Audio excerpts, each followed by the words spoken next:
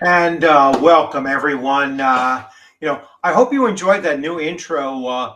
I created obviously an AI, but I created an intro song, and that one is called the OSR March into Valor.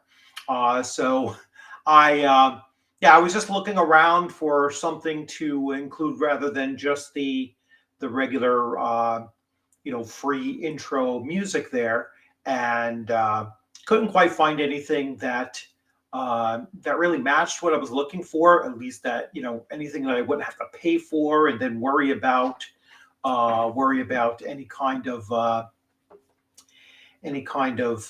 copyright strikes or anything like that. So I was like, let me just use AI and create something completely fresh there. So, hope you enjoyed it. At least it's a little bit better than the other one.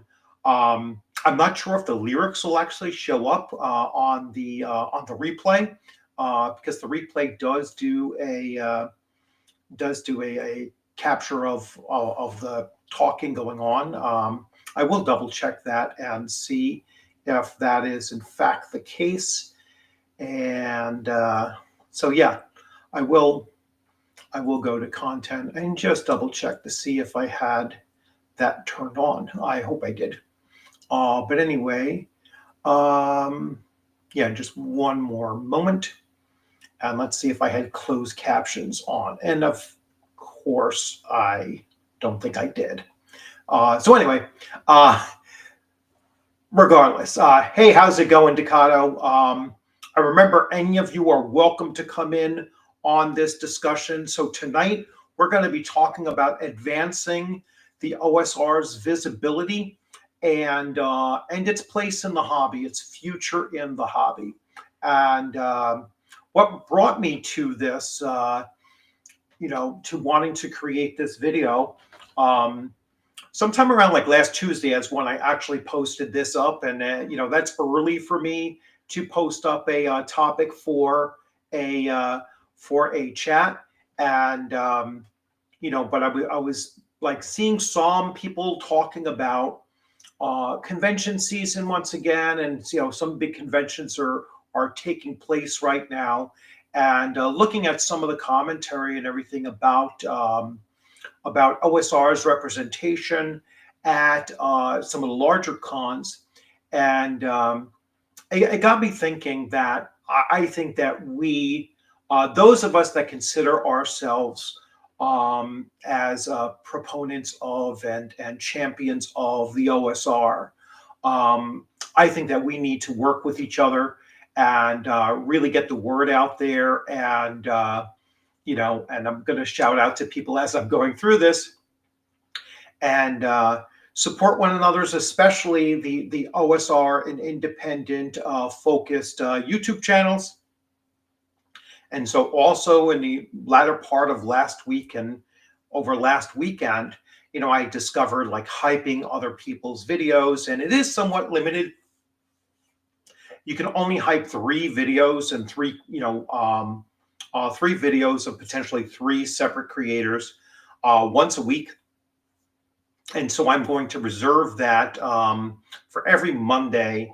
I'm going to look over the past week's worth of YouTube channels that I follow, and look for content that they put out there that I want to hype and spread the word out there.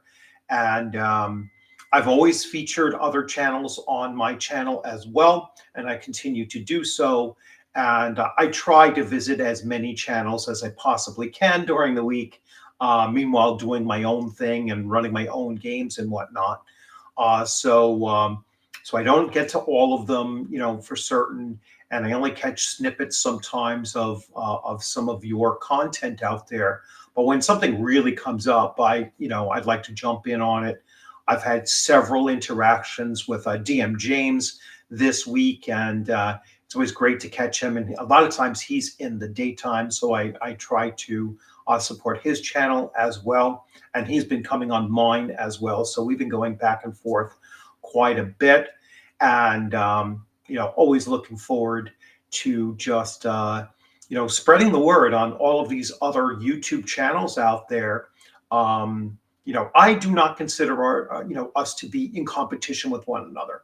We're all part of one collective of OSR enthusiasts and independent games as well. And I like to get it out there, to check out all of these different channels. Now, I'm going to shout out to a few people here while I'm at it. So Long Shot and Peter, always great to see you, Peter. Peter, I just reached out to Rising Phoenix, Scott Legault's his convention, and I just wanted to see when they were going to start doing badge sales and opening it up on tabletop events, and that will be in like mid-November. I think he said November 17th. So as soon as that is available, I'm going to start putting my games that I will be running there at that event. And I don't know if you're going to make it there this year. I hope you do. And I'm certainly going to want to jump in on some of your games as well. And really, that does lean into what I was going to talk about in this, in this live stream this evening. Let's see, who else do we have here? Chthonic Musings. Hey, how's it going?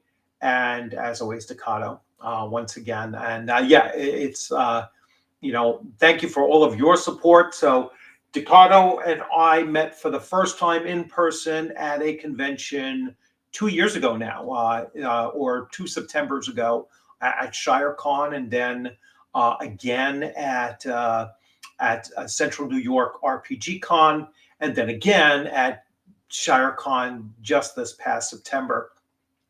And he has played in my games, and I'm looking forward to playing in one of his. That would be awesome. But we are running into each other at the same conventions now quite frequently, and so I'm looking forward to continuing to do that and continue to network with fellow YouTubers out there. Like I see Eric Tankar from Tankar's Tavern all the time. I see Joseph Block from Greyhawk Grognard all the time. I see Jeffrey Talanian at conventions, mostly ShireCon, but I'm hoping to run into him, a few times. I have met Peter, and Peter has a YouTube channel, and I will share that out at the end of this. Peter, you're always welcome to just post your channel ID on the on the chat as well. And so I've played in Peter's games, and he's an awesome game master, and he's really big with Savage Worlds. So if you want to watch somebody that just knows Savage Worlds back and forth, that's the guy to watch. And play in his game. Hey, Shadow and Sun. So Shadow and Sun is one of my players. We've known each other now for going on like 3 years. He's been in my home game, which is still internet, but still across the internet, but still I'm hoping one day we can actually come together and meet someplace in person. But yeah, he's, like I said, one of my players in several of my different games that I've run, and he runs his own stuff as well. And definitely check out his channel, because he does a lot of coverage of of a variety of different things related to this hobby, whether it be books and novels or art, or he is much more across different medium than I am. But yeah, he definitely has a great channel over there, so definitely check that stuff out. Let's see, who else do we have here? Earthbound Misfits. Hey, how's it going? Good to see you, Mike. Always good to see you. And let's see, like Texas. I don't know. Well, Texas is too far for me. So I don't know. I know Ohio is not midway for you, but we'll see. We'll see. Something may come up. Who knows? Um, so what's the point of this? How's it going, Coco? So what's the point of this? So like I said, over the last, let's say, week, I've been seeing a lot of talk, and there's very circular conversations that we keep on coming back to, and what is the OSR, and various channels will go dig into it, and it seems to be like we keep on rehashing over the same things over and over again, and at this point, I'm like, who cares what a definition is of what the OSR is? It really doesn't matter. All that matters is that you are talking about the game systems on your channel, and when you're going to conventions, you're running them, you're playing them, and whatnot. So I want to focus on a tweet I just did either this morning or possibly yesterday. I think it was this morning, actually. And so I'm going to share that with you, and you'll see kind of where I'm coming from. So let me figure out how to share again. There we go. And let's see which one. I think it's this one. So let's share here. So Grums is someone that I follow on here, and let's see if that's big enough for you. I can try to expand the size of this so that you can see it a little bit better. I think that's this. Wow, that didn't make it too big. So Grums put up a tweet. I guess you still call them tweets. He says, getting a lot of flack on this. People saying D&D lets you create any story. You can go slay dragons if you want. Yet they felt compelled to change the entire brand to be about lifestyle and gay Care Bear adventures and force out everyone who just wanted to slay dragons and slander the creator of the game himself. Instead of just playing the game the way they wanted, they witch hunted and whined and stamped their feet that the game had to change to meet their demands. The hypocrisy of their argument is astounding. And of course, what sparked this is this now pretty infamous, granted it's fan art, but it was promoted by D&D, so the official Twitter account or X account of D&D. And so they put this out there, and people have been butchering it. They've been going in and making all kinds of animated memes of it and whatnot. And I've shared a few of those myself. They're really quite funny. And this is my response to this.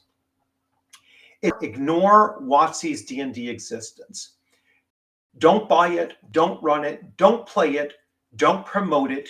And don't give it any of your bandwidth in coverage. Instead, spend your time promoting the OSR and indie game publishers and their products.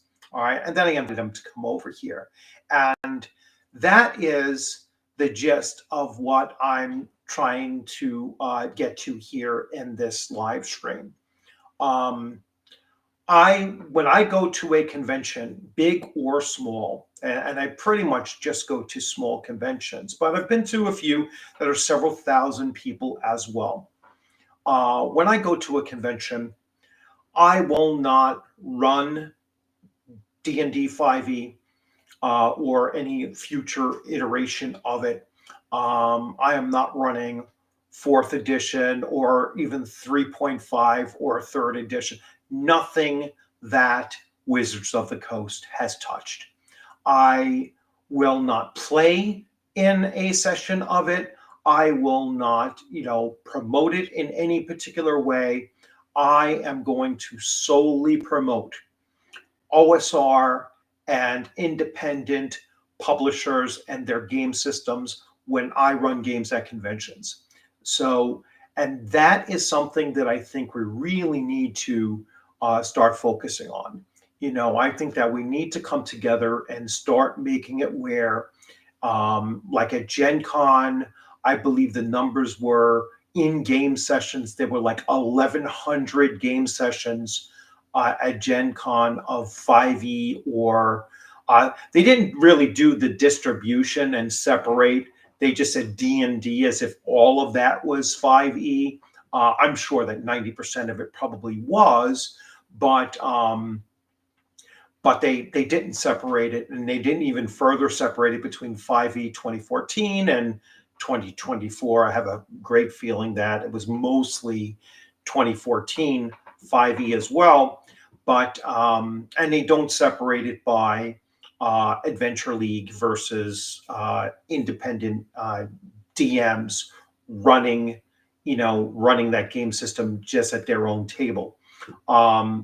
So the point I'm making is that, it was like 1,100 or so game sessions that were dedicated to 5e, and then the next closest was like Pathfinder Second Edition at like 500, and then below that it was like 100 of this, and then 50, 50, 2020s.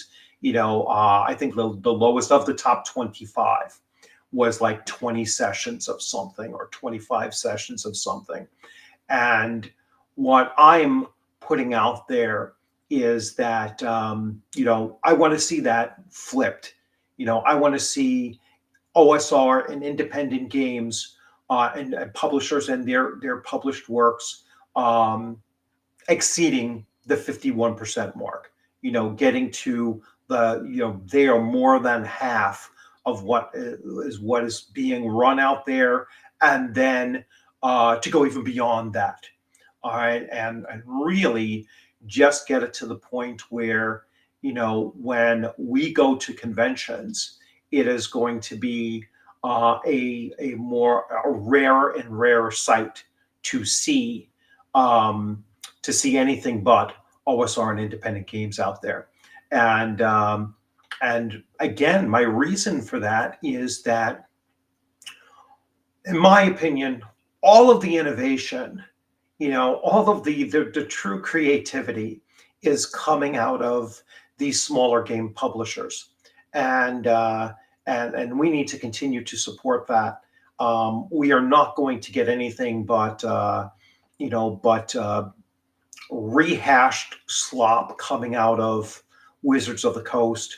Pathfinder is a little bit less so of that rehashed kind of stuff. So they're still actually creating their own stuff, but I see them as less of an issue than I see Wizards of the Coast and just their product. And so that's my gist for this entire live stream here, is to just talk about how we can be working together to continue to promote the smaller publishers, those with great products. I'm not saying we're going to promote something that is half-assed and put together and below par. No, we need to promote high quality stuff, and that's the way that we will get the new generation of players into into the OSR and the independent game sphere. Let me get to some of your comments here, and let's see. Yeah, you're always welcome, Shadow. Let's see. Totally agree with you about ignoring. But sadly, hate bait draws eyes on YouTube sphere. You know what? At some point, it won't. At some point, just pointing out like those things there won't attract the same kind of attention. At some point, I think that people will go into this hobby and look for the positive things that are going out there. I mean, that's a really important statement to make, to piggyback off of this. it's a sad state of affairs that, YouTube, is going to attract more views and everything based on hate of a product line than it is based on the product and devotion, the positive looks at other things in exchange. So I think we can change that, and it would be awesome if we can. But I think that that's something that we should all be working towards. And the way that we do that is, again, I think promoting good games, promoting good relationships that we have, whether it's on YouTube with other channels or when we go to conventions, just having a huge network of game masters and players that come together, as frequently as possible, and we play in each other's games, and and we continuously support by sitting at those tables and rejecting those other tables. Like I love that meme where it says, embrace tradition and reject modernity. Now we're not talking about, and I'll get to one of Bo's questions there. I'm not saying that all modern games we should be rejecting. That's not at all what I'm saying, because some modern games are where you're going to find that innovation as well. And a lot of those modern games are independent, independent publishers and OSR publishers out there. So, yeah, I just let's stop shopping and eating at McDonald's, as opposed to, looking out there for the bigger and better burger that is out there. Let's see. Think of it as shopping local. Where do you want your gaming money to go? Yes. And that's absolutely the big case. It's like, do you want to continue supporting the big corporate monster, or do you want to support the little guy trying to, that's not in this to make a fortune, because very, very few publishers are going to make any real, substantive amounts of money.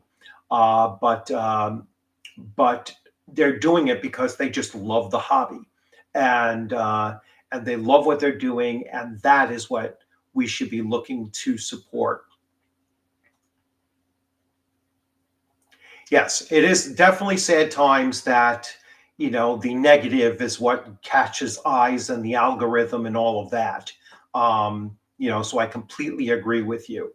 Let me put up the invite in case anyone wants to jump in, and let's see.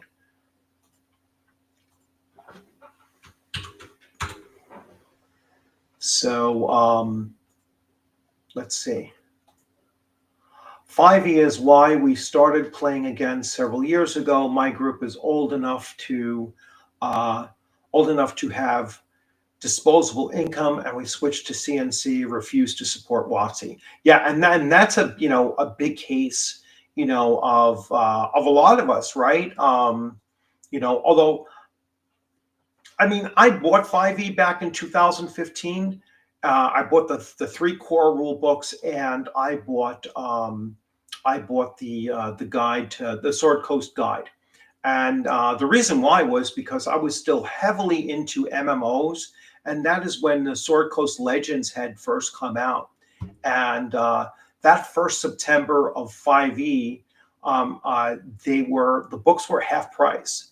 So I was like, hey, I'm only paying like $17 a book, at the time. So I was like, yeah, cool. I'll pick those up. And I figured maybe this will be something that, I get into. And I played 5e probably about 5 or 6 times at the most, and never run it, but I played it about 5 or 6 times. And only about 2 of those occasions did I actually kind of enjoy the situation. The rest of the time, I was like, the mechanics were just a hindrance to actually enjoying them. They were the game was just too easy, and I just never liked it. And I, when the time came after 2019 and Tasha's, cauldron of everything bad that Wizards of the Coast was going to put out beyond that. And I was just like, you know what? First opportunity I get. And luckily my niece, who was in college at the time, she was playing Dungeons and Dragons at college, but they were all using a single photocopied copy of it throughout her whole college. There was like one person owned the books and they just photocopied them and shared them out there, just the parts that people needed. So I was like, you know what? Here are my books. And so I gave her all of my 5e stuff. And I said, you enjoy having them. And she was so excited because she was like, I'm the only one in my college that are going to have, that's going to have these books in hard copy, possibly other than the one person that was, photocopy them. And so she was very excited. I was glad to give them to her. And now I'm working on, I'm waiting for her to come back up from Atlanta. And I'm going to give her the copy that I had signed for her of Shadow Dark. And so let her get into that. Hopefully she will transition away from 5e and right into Shadow Dark. And then other OSR games and independent games going forward as well. So anyway, let me get caught up to some of these. I think most everything we need to do has to emphasize actually running games and organizing groups and getting more people active in a way, one another, grassroots organizing. And that's exactly what I'm talking about. I think that we need to support these smaller conventions. And when we go there, once you get kind of used to the convention-like atmosphere, then start running games there, and run everything other than, that's all I'm really saying. Run anything other than. Don't play in the, the 5e and, or any of the larger ones. Look for opportunities to play in other game systems and, expand your horizon, expand your experience within the hobby. And, and any opportunity you have of introducing new players. And when I say new, I also mean younger players, whatever your comfort level is, whether it's, 13 plus or, or if your limit is, I don't want to take in anyone under the age of like 15, 16 or so. Fine, whatever you're comfortable with in bringing new players in, especially if they've never played within the hobby, introduce them to anything but. Some great systems out there to introduce new players to is either D&D BECME, so the basic expert of 1983, so the red box and the and the blue box. So do that. Or Shadow Dark is a great one to do that as well.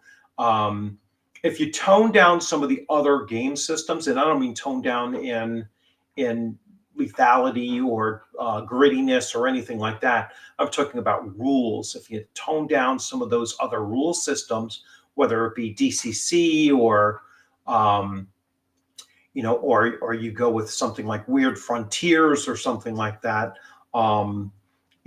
fine, introduce them to, that form of role playing. Savage Worlds is a fairly simple system. Now there's various different iterations of that are easier to pick up than others. But that's a fairly simple system to run and have new players connect up with it.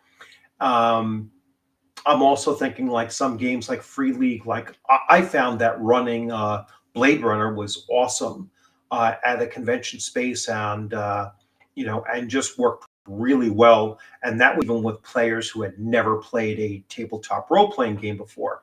So yeah, there's a lot of game systems out there that are actually very accessible. Castles and Crusades is accessible too, especially like the white box behind me, or their new starter set is pretty accessible as well. So yeah, just introduce people, new or veteran players to these different game systems. Let's see. Read the old books and comics, watch the old movies, play the old video games. Yeah. Um, you know, like video games, like we're looking at, Bethesda is going to most likely remaster Fallout 3, and that's going to be huge if they do that, because to me, that's like my favorite uh, edition of Fallout is Fallout 3. I absolutely love that storyline. So I have a feeling they're going to make that announcement, I think, on the 23rd. So in like 4 or 5 days. And if that's Fallout 3, a remaster, that's going to be awesome. I'm hoping they also remaster Oblivion. Not Oblivion, I'm sorry, Morrowind. They remastered Oblivion. I'm hoping they remaster Morrowind. Hi, all. I can only listen for a bit. I have a game soon. Yep. Enjoy your game, Off Grid. And yep, you have a good one. I know Shadow is going for his game as well very soon. I had a choice between Gen Con and Gamehole Con next year, and it was an easy choice to skip Gen Con for me. Yeah. And, Gamehole is still a pretty large convention. I am looking at this upcoming year, 2026. I'm doing Rising Phoenix, as you are as well. So I'm looking forward to seeing you there. And then I'm doing, I'll be doing CNY Con, AutoCon, ShireCon, and I have another con coming up before 2026. I might find another one somewhere in 2026 to go to, and then the following year, I'm going to look for another, like whether it be TotalCon, which I haven't been to in person yet, and there's several others. The Wisconsin-based cons, are kind of far for me to get to. I might go to WizardCon. I'm really planning on going to WizardCon, which is in Michigan, and that'll be in April, I think, of 2027. So that might be my big con, go away con, and I might try to get out to Philadelphia Area Game Expo, that same year as well. Commentary is secondary to actually playing, in my opinion. Yes, it is. Absolutely. And and running games is greater than just playing in them.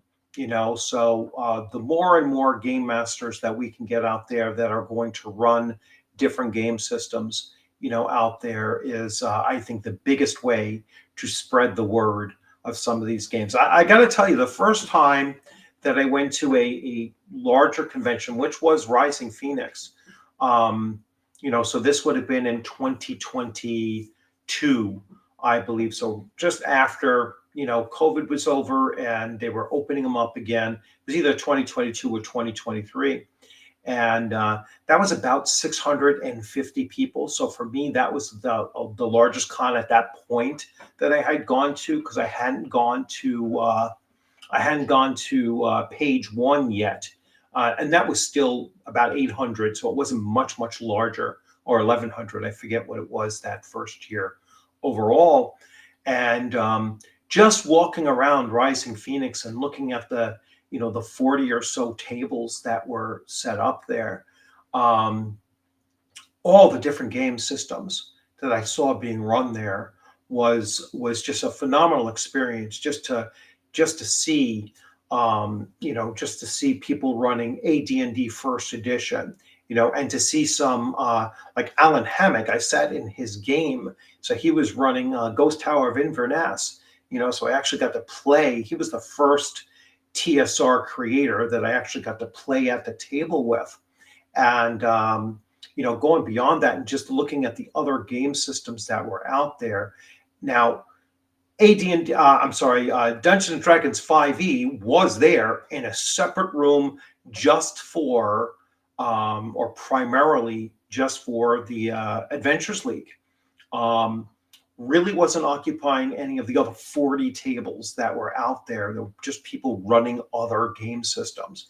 And so that is what really inspires me to go to these smaller cons, 200, 300, 500, slightly larger game cons, and then and seeing these different game systems being run there. It's a great experience, and I highly recommend that you do that.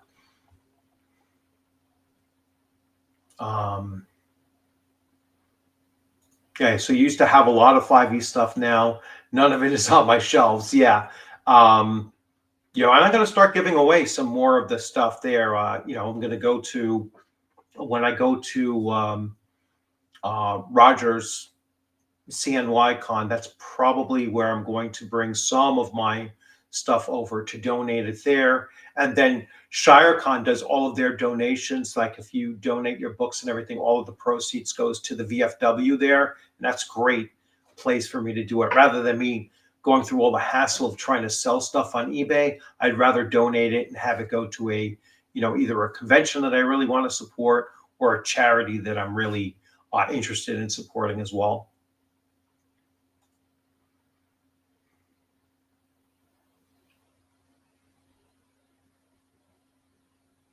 Yeah.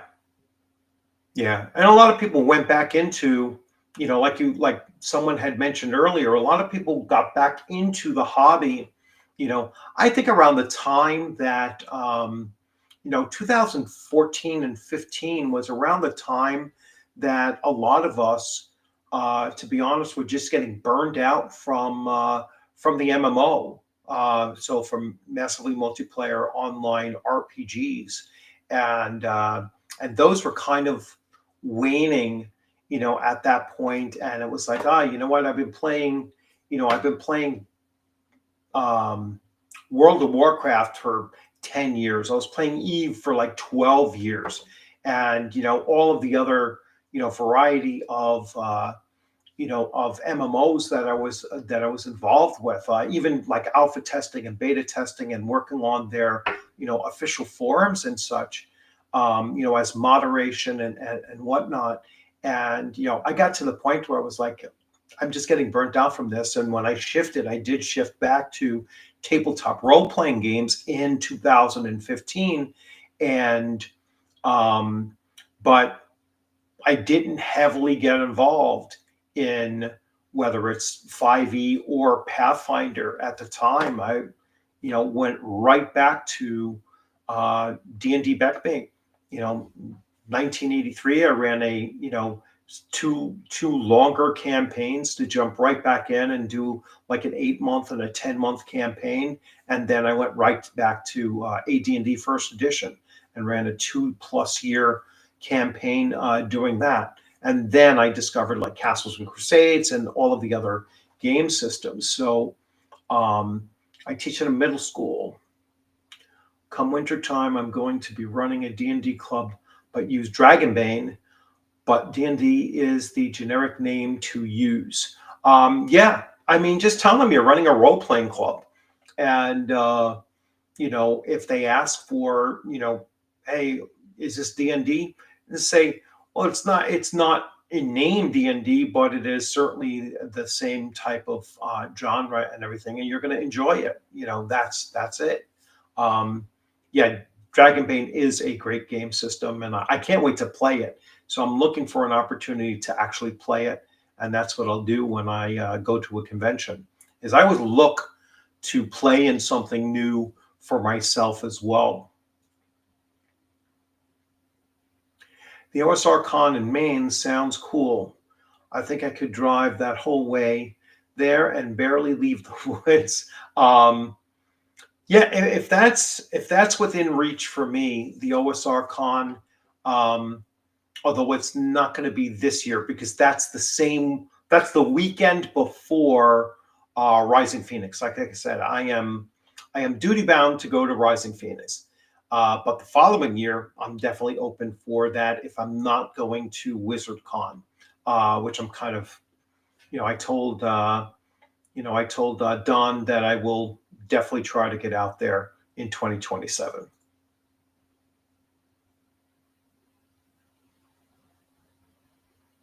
Yeah, Dragonbane is going to be a good game for a game system for you. Savage Worlds is very easy to bring new people into. Yes, and the first time I played Savage Worlds, it was very easy to get into as a player, and so yes, it is a very good system, and it's very easy to learn, and it's not I think it has I think that it has a I like the fact that it has different dice pools for different abilities and everything like that, and it's very easy for younger players, I think, to conceptualize. If I'm really skilled at something, I'm rolling a d10. If I'm not too skilled with something, I'm rolling a d4. And that just makes sense that you would have that kind of a system. It really does work out well. Yeah, I'm definitely going to try Total Con.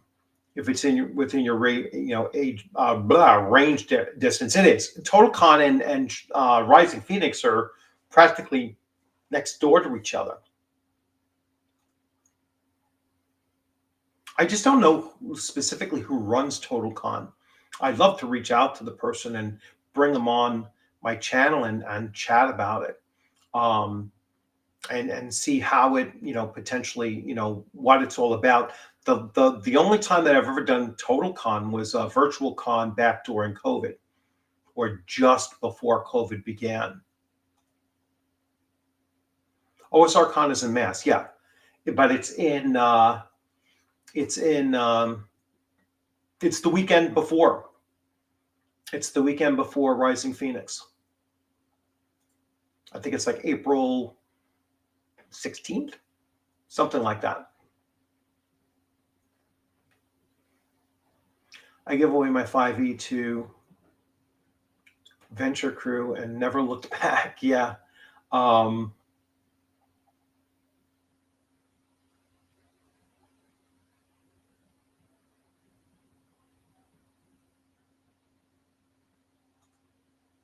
Yeah. Yeah, I didn't have as much of a problem with 5e for its first like 2 years or so. But after that, it just started going way off the tracks of where it should have been. And I was never a big fan of like death saves and short rests and all of that stuff, which I just felt just made the game system just way too easy to play. It doesn't mean that my characters never died, but it usually took a whole slew of just bad dice rolls for it to happen. It was just, I think I only had one character die. And it was multiple attacks, all in quick succession. And, he was a magic user on top of that. So it didn't have a lot of hit points to begin with. And there was just too many things. He basically got attacked by a swarm of sharks. And so it was a combination of getting bit and drowning all at the same time. So it was kind of the perfect storm of a death whirlwind on him.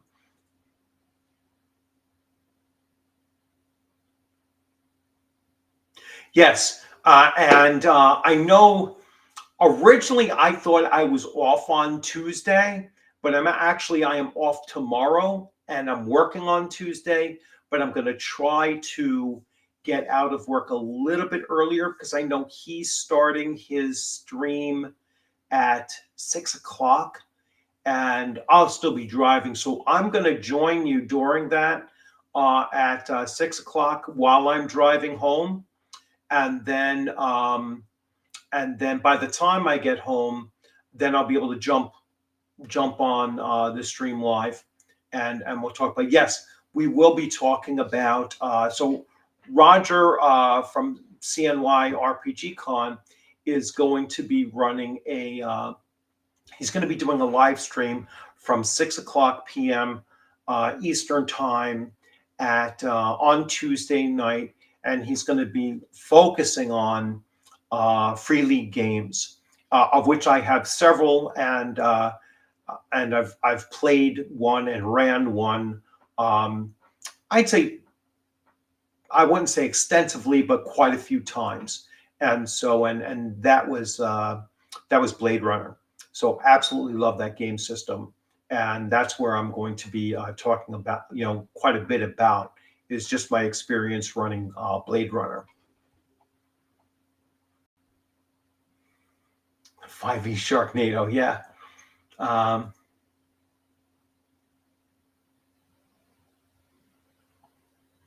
Yeah, I'd really, appreciate that, Peter.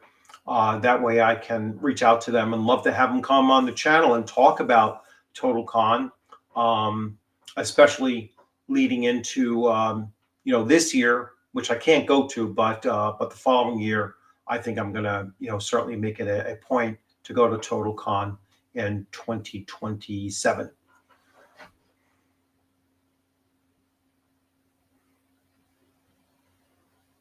Yeah, so you can catch it at Decato's channel or Roger's channel, and you can find Decato's channel as a featured channel on my channel, and Roger's. I gotta get Roger's channel as a feature on mine as well, and then the following week I will be able to, not the following week. It's any day that I don't have a Tuesday night work.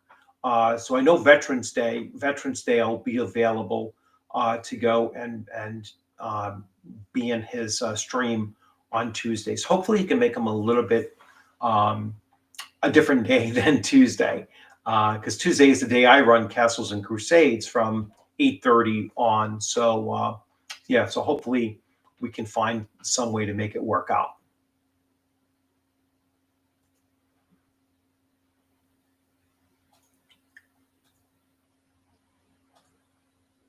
So let's see, what else did I want to bring up? So yeah, so talking about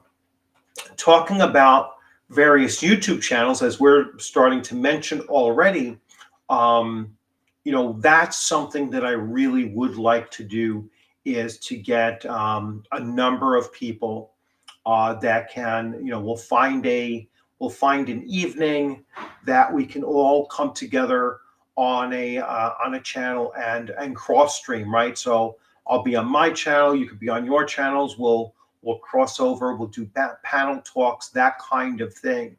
If we can make it Sunday nights at 7 p.m., like I have been doing, that would be awesome. If there was a night that works better for you guys, that would be great too. And we can just start, boosting each other's channels, and meeting up with each other and being on screen with each other, and just promoting the game systems, and the specific games that we are running ourselves, and just promoting the OSR and the indie game hobby out there, to bring new players in, to put more visibility on the OSR and on the independent games there. I just remembered his question. So he was asking what is innovative. I'm sorry. Let me get that question up there, because that was, I don't know if it was specific as to what is innovative in the OSR. Here it is.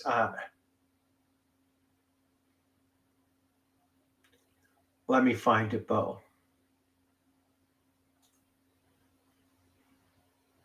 It feels like a lot of the OSR is coasting on the same gaming model.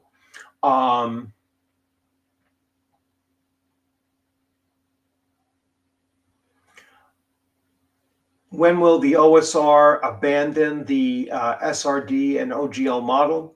And what counts as innovative? So let's start talking about these, Bo. Well, some have given up on the SRD model. I mean, Castles and Crusades dumped, the OGL model. They've released their reforged and gotten rid of all of the nomenclature, and their game system was dramatically different than D&D with their siege engine, and they really didn't have to change a lot of what they did, because there was no real issue with the nomenclature, but they they did it anyway, just so they can make a clean break from it. Yeah, Joe the Lawyer, Joseph Block, and Eric Tankar are doing a live stream at 9 p.m. tonight. So I typically don't do my live streams for more than 2 hours anyway. So if any of you want to, head on over to there, I will probably move over and listen to it as well. But yes, that's, something that, I encourage you to do. I encourage you to check out all of these different channels. I've met, I know all three of those guys. I've seen them at, they were all at ShireCon. Well, not Joe Block, but they were all at ShireCon this last September. And, Joe the Lawyer and Eric Tankar were there. And, I'm assuming that, they will be, I know Eric will be out at CNY RPG Con as well. So, yeah, they're all great guys, and it's a lot of fun talking to them in person and playing in some of their games. I played in Eric's game 2 years ago at ShireCon. So yeah, it's a lot of fun. It's a lot of fun to run into these people, and we all have a shared interest, right? We all have a shared interest in, in this space here. And, we all have YouTube channels, and we all, visit each other on the YouTube channels, and promote each other and hype each other's videos up and everything. So, yeah, let's just keep that momentum going, and hitting some of these same conventions and everything, and just broadening it. Keep it growing in both frequency and in expanding our experiences out there in the hobby. Yeah, it's at 9 o'clock. So in an hour and 7 minutes, it should be launching. So let's see if I missed anybody. So let's get back to Bo's questions. So innovative, I mean,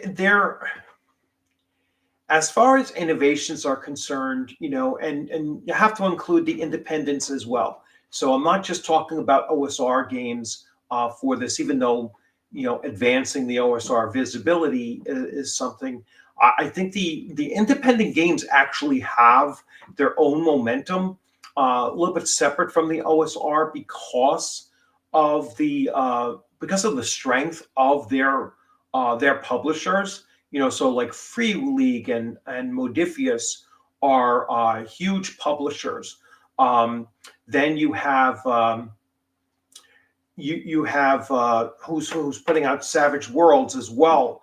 I mean, a fairly large publisher that people are aware of their games, and so these guys are going out there, or these companies are going out there, and like I said, they're not big corporate entities, and they're known, they're well known enough that people will go and they'll play in their games, just because they've heard of them before. I mean, within our hobby, remember, we're a niche of a niche, right? But I think most people have heard of Dragonbane. More and more people are starting to hear about Dragon Slayer RPG. People knew about, if they didn't know about Savage Worlds, they certainly knew about Deadlands, and they knew about their other core systems and whatnot. I haven't seen like Solomon Kane running someplace, but I believe they came out with a second edition of Solomon Kane. But they Deadlands is all over the place. That is a very, very popular system to see being run out there. So so yeah, there's stuff out there, Bo, that I'm not just seeding it in with OSR. Independent game systems out there are definitely putting out stuff that is innovative. It's a break away from just what you see in D&D or D&D esque game systems.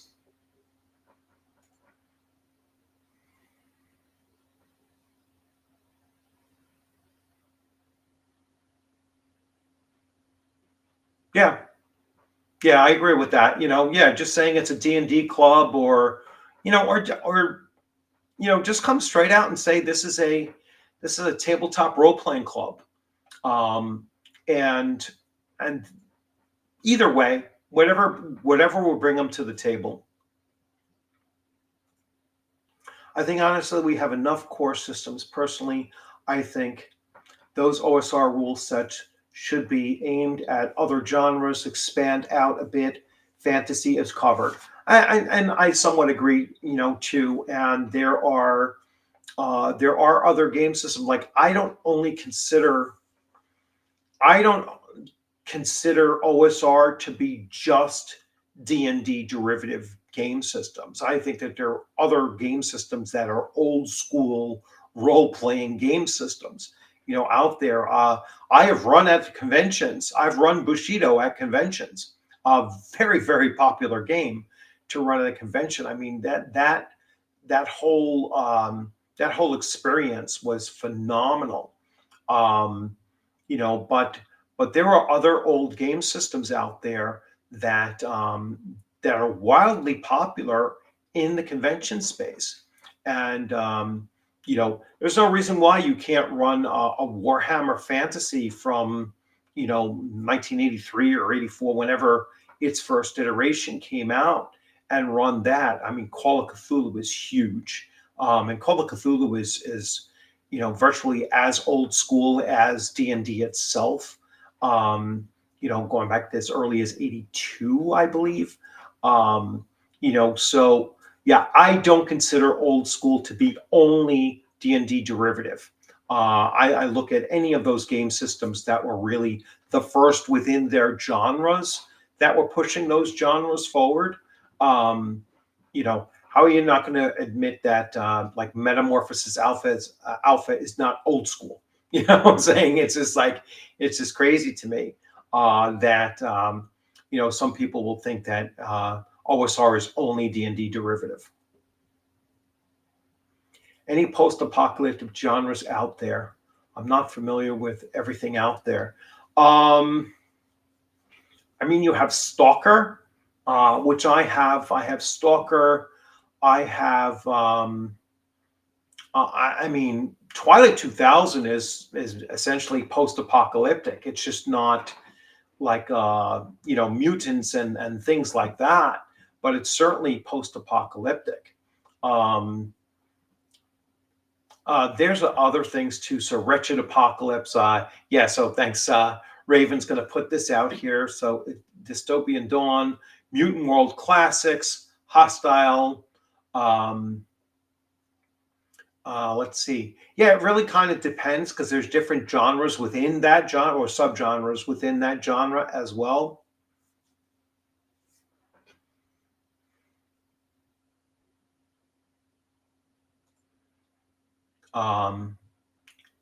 COC, AD&D, 1E, BECME, Traveler are better than all.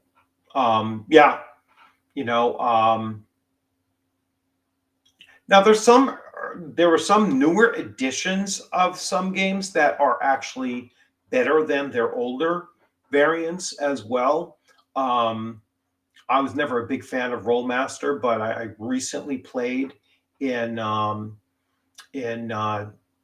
what was it called, Dark Master. I played with Ducato in that game, and that was certainly a much more streamlined system than Rollmaster was. It was a lot of fun, actually. We had a great time playing it.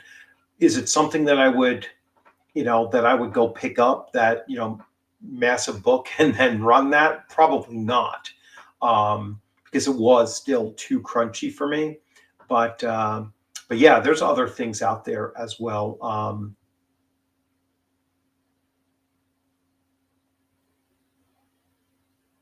Yeah, yeah, there's games out there like that are like that. Mutant World Classics probably fits in with that.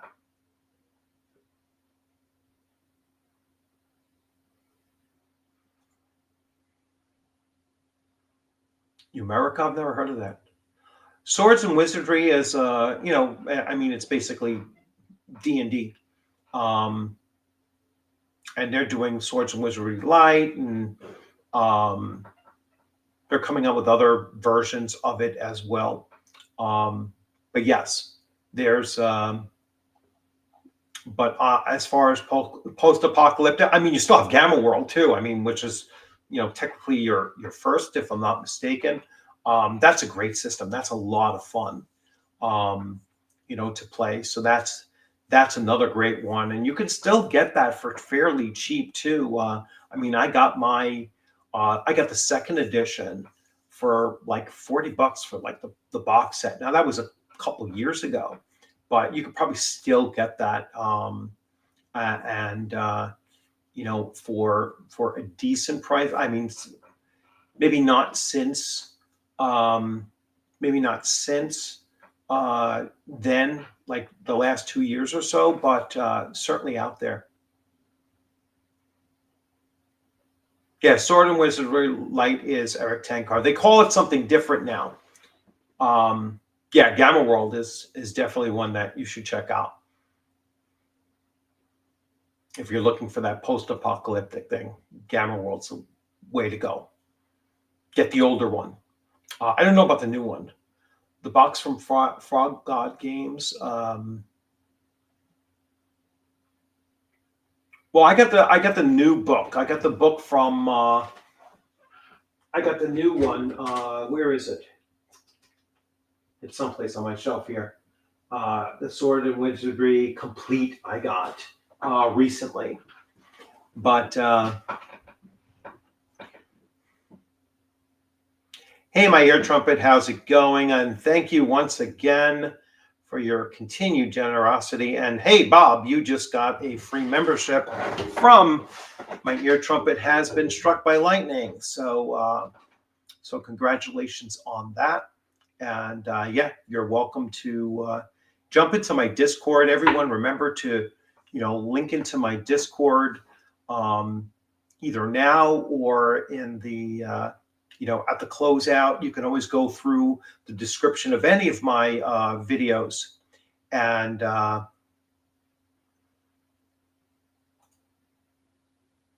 yeah, he left Frog God.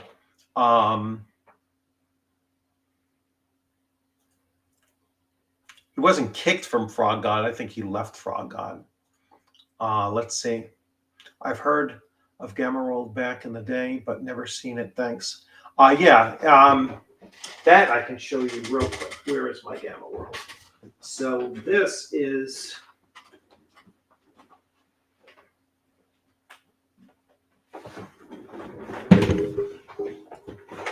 So this is what you want to get. Now, I don't recall if I had the first edition or not. This is actually where I keep my Metamorphosis Alpha reprint here, and rest in peace, James Ward. But here is the the Gamma World that you're going to want to get. And again, since James Ward passed away, these might be more expensive to get, now at this point. But Gamma World's awesome. And look, I even have the original dice that came with this box set. Was like a steal. It was an absolute steal to have picked up this box set. And yeah, I don't know what they run now, but it's a complete box set and in pretty good shape as well. So yeah, definitely get that if you can.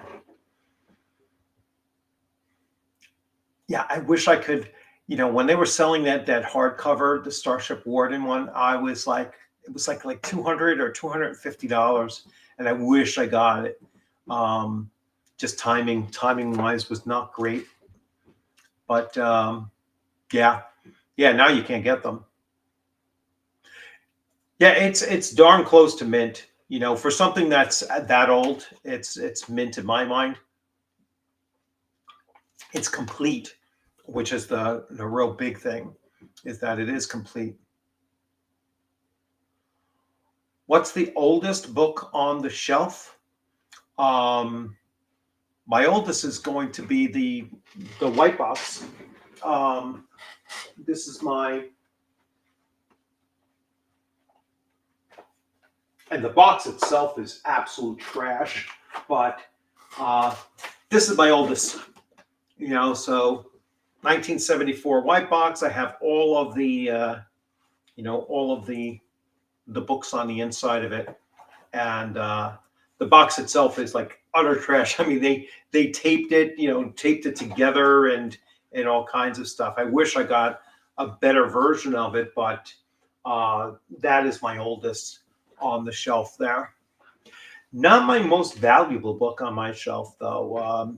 The most expensive books that I have on my shelf are the Wandering Star Conan, the Barbarian books that were like $300 a piece. So the collection of three, ran me about. I got them actually cheaper than that. I got them for like 600 for the book, for all three of them, and they normally run around $1,200 for the three.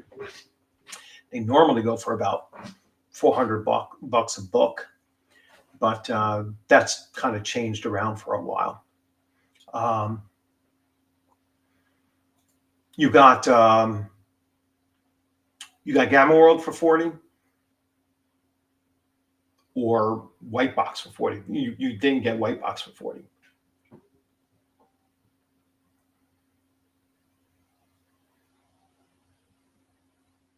Yeah, yeah. The PDF for Metamorphosis Alpha, and dug it too. Yeah, it's pretty cool. Got reworked Event Horizon. Yeah, that's one of my favorite movies.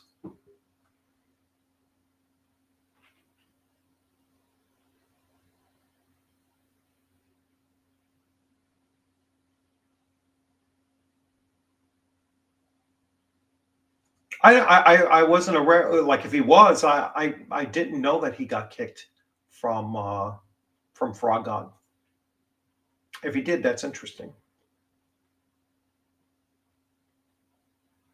Yeah, Noble Knight is a little expensive, to be honest with you. And those have got to be really good condition white boxes too. Um, my normal, like, I paid 550 for mine. And like I said, the box itself was not in great condition, but the books were fine. Um, I didn't get burnt on.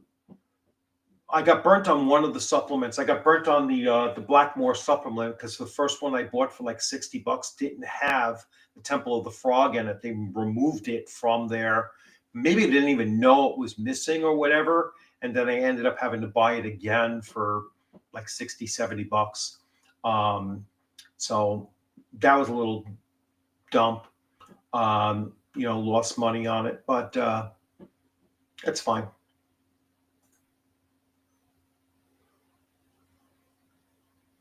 Yeah, I don't know. I don't know anything about that anyway. Um, but um, but I do know that that's part of the reason why, like, they changed the name of Swords and Wizardry. Eric Tankar and others that are working on it. They're going with something else. So yeah, definitely check out their channel for that kind of info. Because I am not in tune with all of that there. I am going to, we're in the second half of the evening, so maybe I will go to the live stream. I don't know if I gifted out. Um, I don't know if I gifted out this month yet. I probably did. Um, But let me do some more. Let's see.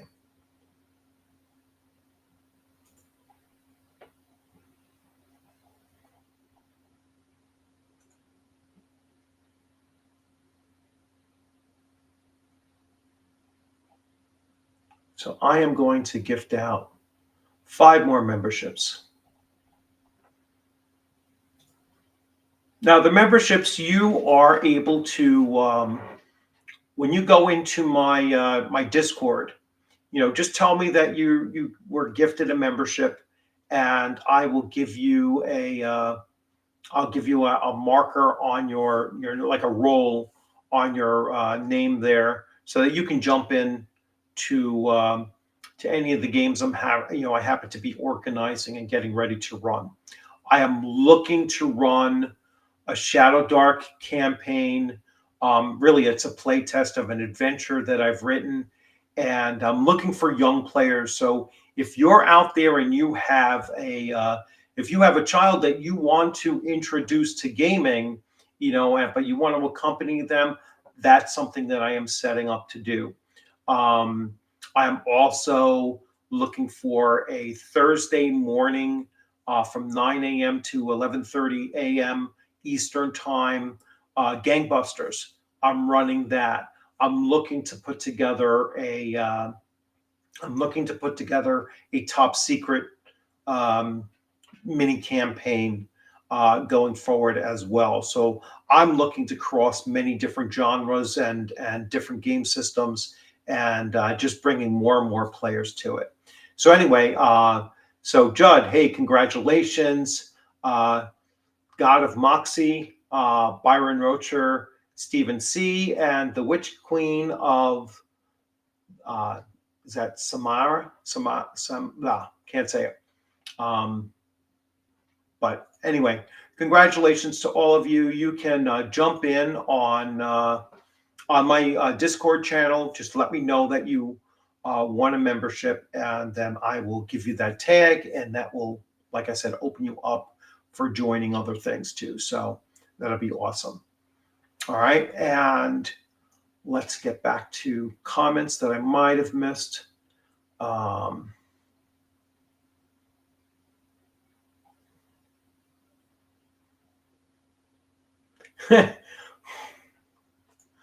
Yeah, I saw Event Horizon when it first came out, where we're going, we don't need eyes to see. Yeah, that was just such an awesome movie. I mean, you talk about a combination of H.P. Lovecraft and science fiction, and you wouldn't have Mothership if it wasn't for Event Horizon. I guarantee you wouldn't have Mothership for if it wasn't for that movie. I'm gonna finally get a chance to play in Mothership at at this convention coming up. Let's do this. So let's do tabletop. And Dire Consequences is a convention I will be attending, and that is coming up in November. And so that's my next convention, is coming up in November, and I will be playing in this. Let's see, my schedule. Oh, no, that's not my schedule. That's the whole schedule. So my schedule, I am playing in a cartoon-based adventure. Let me share.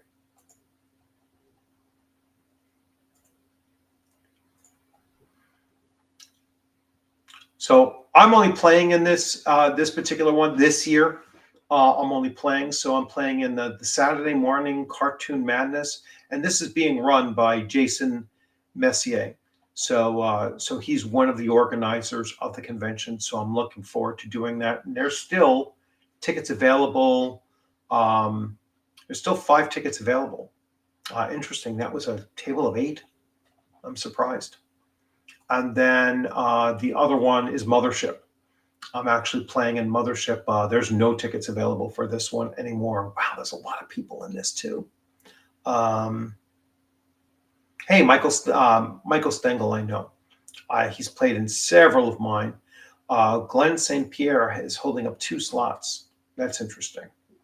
I hope he's not preventing somebody from getting in. But yeah, so this, let's see. What I like doing is, let's do all of the RPGs. And people got to start doing this, is putting the title of the RPG in the actual game that they're, into what they're running, right? So this one here, we have Cthulhu Dark Ages.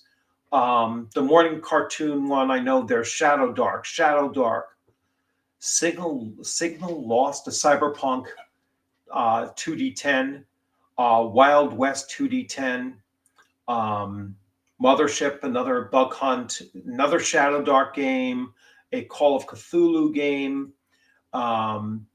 Going through, we have Delta Green, we have 5th edition D&D, so 1, Call of Cthulhu Modern, we have Survival Space Adventure, 1 Dice Crash on Octorum,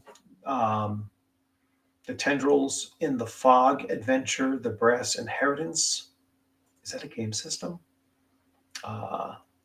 Let's see. Oh, the Heptaverse system. All right, so this is the organizers of the, convention. A Village Called Hamlet. So let's see what edition they're using. It's 5e. And then Call of Cthulhu Modern again, Shadow Dark, another 5e, and then finally Welcome the Chronicles Adventure. So this will be their system again. Pre-generated characters provided, and this is going to be, I can't make it to the second day. I can only go on the Saturday. Second day is too short for me to make the 2-hour trip or almost 3-hour trip there and then back again for just a short thing. But yeah, there are a couple 5e games there. I wish they were running, especially for the Village of Hamlet. You should be running that with either D&D or AD&D, and keep it keep it synced up with what it should be with. But anyway, thanks for running a game regardless. Let's see. Oh, you'll be in that Mothership game as well? Awesome. So it'll be great. I'll get to meet you in person. I'm assuming it's for the first time. I don't know if you were at Rising Phoenix. Not Rising Phoenix, I mean ShireCon. But yeah, it'll be awesome to meet you in person if we haven't done so already.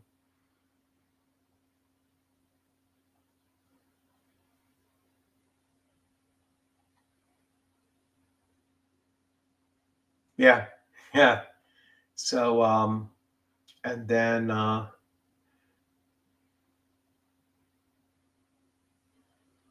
that's terrible. I hope your beer recovers.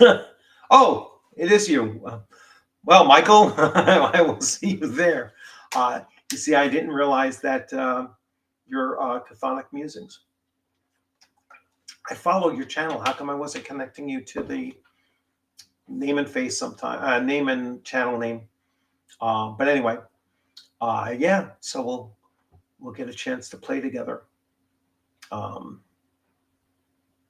that's what I'm talking about as far as creating these little networks of players and GMs and everything, and we start going to the same conventions and just reconnecting and spreading out and going to this is a new convention for me. I don't know if it's a new convention for Michael as well. Oh, someone's trying to come in. No, I heard a chime, so I thought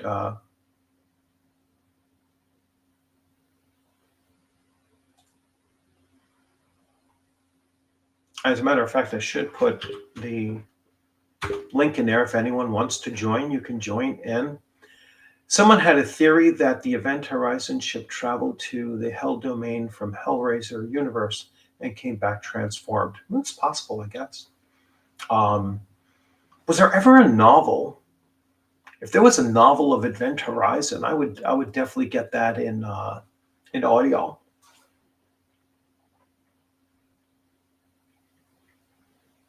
I was going to say they should make an RPG, but they already, I mean, Mothership is basically, you can recreate that with Mothership. That's for certain.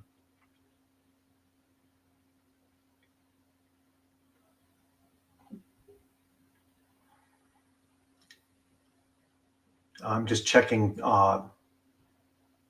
chats here and seeing.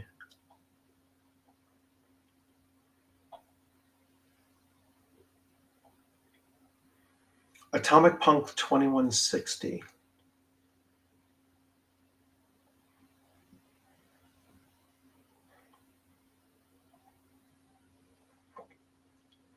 Okay. There's some good westerns out there too. From Mark Hunt has a great western that's out there, and I know the Basic Expert also has a western themed game out there. I think it's called Cow Punchers. But I have Mark Hunt's. It's like Tall Tales and Western RPG. But yeah, that's an awesome game system as well. I could definitely see actually running that at a convention. I've run Gangbusters. The new Gangbusters, the Gangbusters BX version at convention. We have quite a few times actually, and that's one of my top selling adventures that I have on Drive-Thru RPG, and that was a really good system. We're talking about like innovative systems and everything, and that game system there with its mechanics for running through a trial and manipulating the process of the trial and everything. That's a pretty unique and innovative thing going on there in that game system. So to get back to Bo's things, what innovations are out there? It could be just small things, just gives a game system that sense of hey, this is something I haven't seen before. It's a breath of fresh air. I mean, I just started digging through Dragon Slayer, and there are certain things in there that I was like, well, that's a pretty cool way of doing it. Like like he has a different system in there for for targeting. So you're just you add to your roll their armor class, your opponent's armor class, plus your level, and then you have to exceed a 20 to hit. It's basically FACO backwards kind of thing, but it just makes it easier, I guess, for some people to wrap their heads around it. And it's like, well, if you're trying to hit an AC3, so you're going to get a +3, and then you're going to get your level is 2, so +5. You have to roll a 20 or above in order to get that, get there just based on a roll of a +5. Or you have to exceed 20. I'm sorry, you have to exceed 20 and above in order to get there. It just makes it harder, for you to get there. The lower our armor class is, the harder it is to hit that roll. And it's just a more simpler way, so you don't have to look at a chart to see if you hit something or not.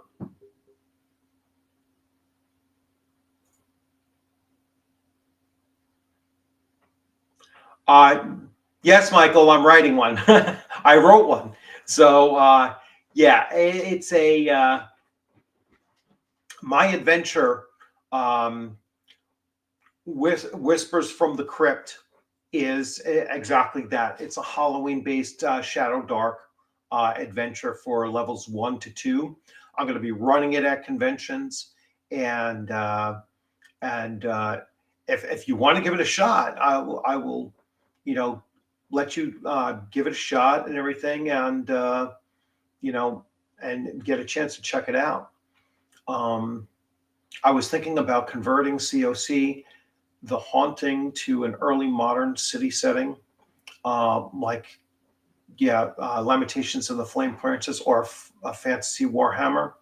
Um, the other thing that I found, like I was converting like Robert E. Howard's Weird Western short stories to um, to Weird Frontiers, or Deadlands, or things like that as well. So, and those kind of have like that Halloween feel to them as well.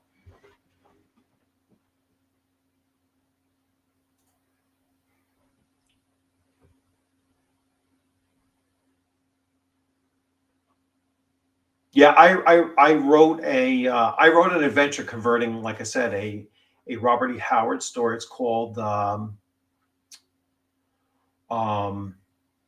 Horror from the Mound, which involved a vampire as well. So yeah, Horror from the Mound is a Robert E. Howard story about a vampire, set in a western, weird western.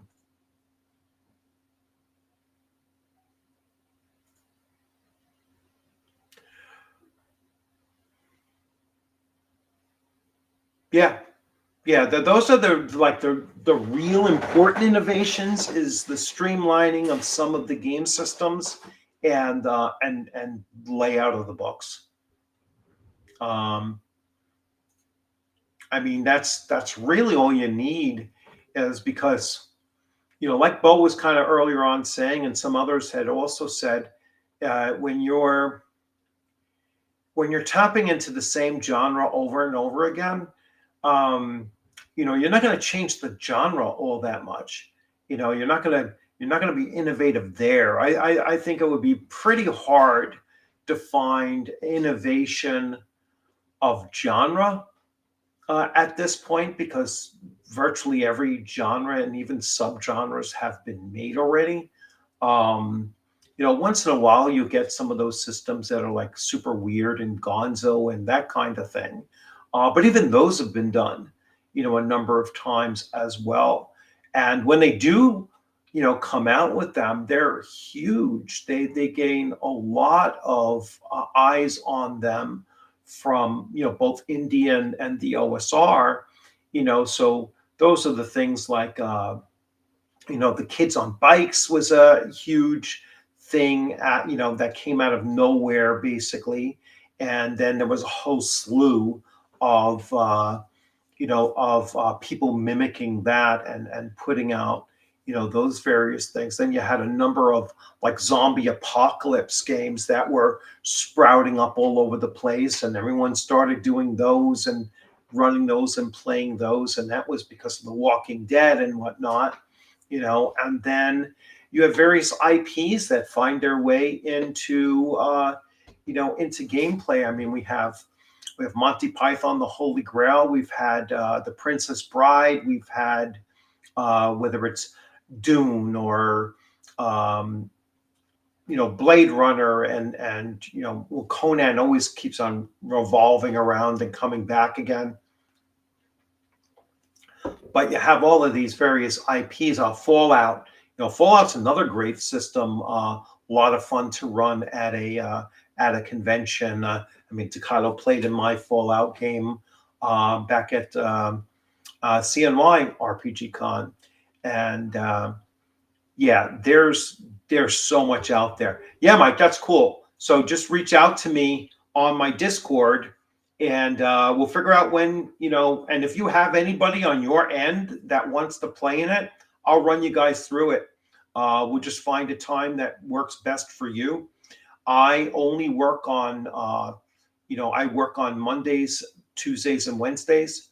So I am pretty free Thursdays, Fridays, not Thursday morning, but Thursdays and Fridays, and Saturdays, not Sunday evenings like this time. But yeah, I'm uh, I'm open to any time that's good for you. Yeah, Takata was a fun. I mean, that was a fun game, Takata. and it had a lot to do with the fact that we had a young player at the table, and his father, the kid, and they had such a ball, and that really, that was just so much fun. But the game system actually worked well for convention play, and I was really quite surprised, and I'm scheduled to run that again this upcoming year, so I'm looking forward to it. I'll probably run that at Rising Phoenix. So yeah, I am looking forward to running that game system again, and and that adventure. I'm still working on that adventure and tweaking it out a little bit even more so. But you guys did a great time. You guys did a great job with that adventure, being the first group that had gone. No, I'm sorry, you're not the first group. You're the second group that went in, but you're the first convention group that went through it, and it worked out well. I think it did. So I was very happy with it, and I certainly run that again. And like I said, that game system works well at a convention, and that's like the whole point of what I'm talking about here is, if you're going to a convention, play in as many different game systems as you can that are not 5e, or even Pathfinder or any of the big boys that are out there, and try your hand at playing different game systems out there. And if you're a game master and you're comfortable with game mastering in a convention setting, run other stuff out there.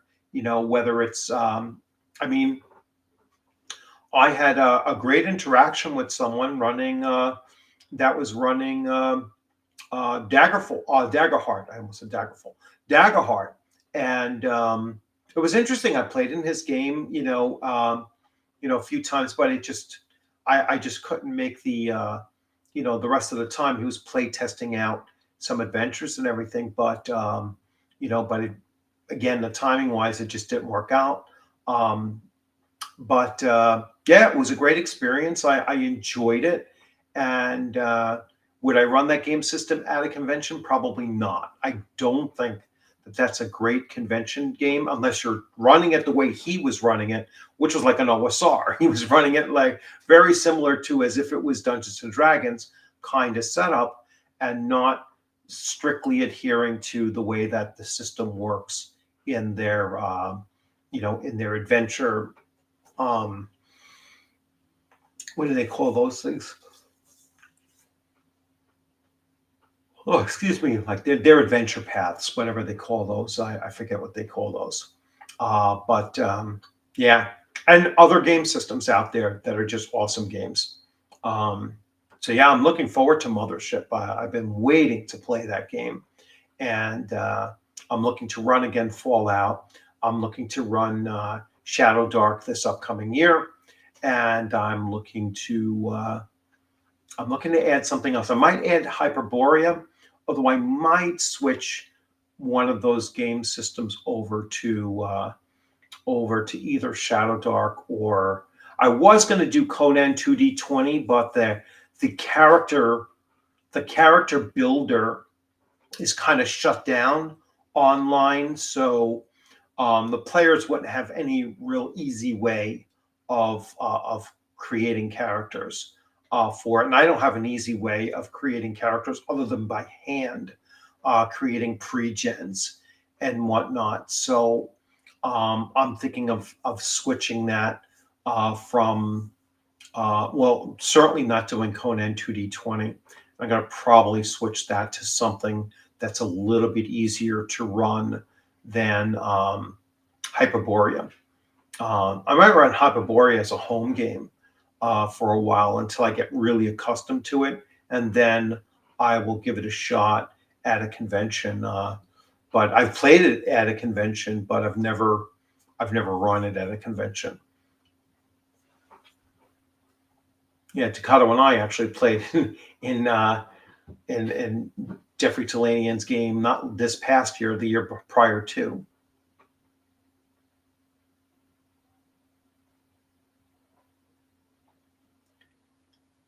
So I'm hoping that Buzzsaw, and his father are there at CNY again. They probably will be because they're local. They're local to there anyway. So I would imagine that they will be there. I will jump in on your game if you're running Hyperborea. Yeah, I will definitely jump in on your game. I have another couple games that I'm looking to join in. Like DM James is going to be running. DM James is going to be running a Super Sky. So he's running Marvel Multiverse. So I'm going to play in his game when he gets that rolling. And then someone else was running something else that I wanted to play in, and it's just slipping my mind right now. Hey, the Batman. I'd love to hear about, Draw Steel and see how. I'm not going to pick it up. I'm not going to back it. I didn't back it at the time, but I'm not going to pick it up. But I'm curious to see what it sounds like and how it goes and everything like that. So yeah, definitely share those out if you have like a YouTube channel. Definitely share that experience out there. Because I definitely look to check it out. Hey, Paul, how's it going?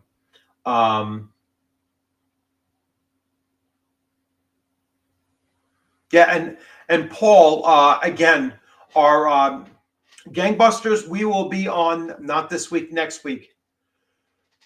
Excuse me. Oh, excuse me. Sorry, everyone. Between yawning and sneezing and doing all this crap. Yeah, so Paul, not this Thursday, the following Thursday. I'm working this Thursday. If you want to touch bases from 9 to 10, you're certainly welcome to do so. I will be introducing the new player to it. So Kelly Foote, formerly from TSR, a writer from TSR, and he, one of the first projects he worked on was Gangbusters, so he's really excited about it. And yeah, I'm looking forward to us. The new Gangbusters BX. So the Batman, if you are available at and it's a criminal campaign. So you guys are going to be a small crew trying to create your own, mob family and crew in a particular area of the city. And so it's my first time running Gangbusters from that direction, so it should be good. I have 3 players and certainly room for, a 4th or even a 5th. So if anyone is interested in jumping in on that, it is Thursday mornings from 9 o'clock to 11:30. And so that will just not this Thursday. This Thursday I got to work. So it'll be the following Thursday. So the next time we are scheduled to play is going to be the 30th. So Thursday the 30th, we are running. Regardless of how many people are there, we're running. Yeah, it would be great to have you in there. I have, like I said, just definitely checking things out.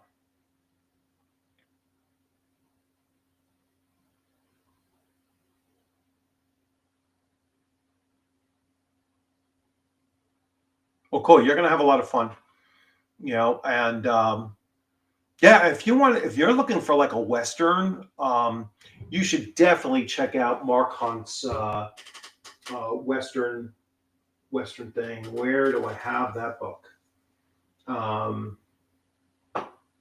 It might be on this shelf here. Let me grab it. I'll be right back.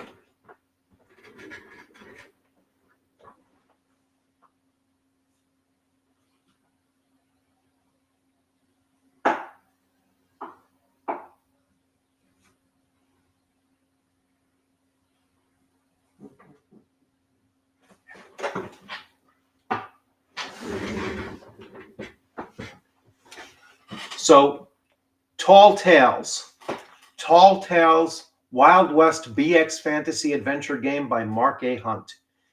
Definitely get your hands on this thing. This thing is really, really good. Just a lot. It's a simple, very, very simple system. If you're familiar with D&D BX, this is right up your alley.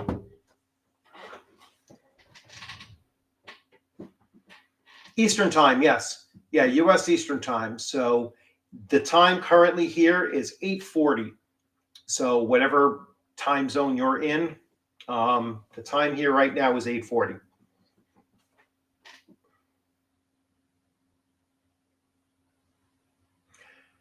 Yeah, you can jump in. You can jump in. I will put the link up.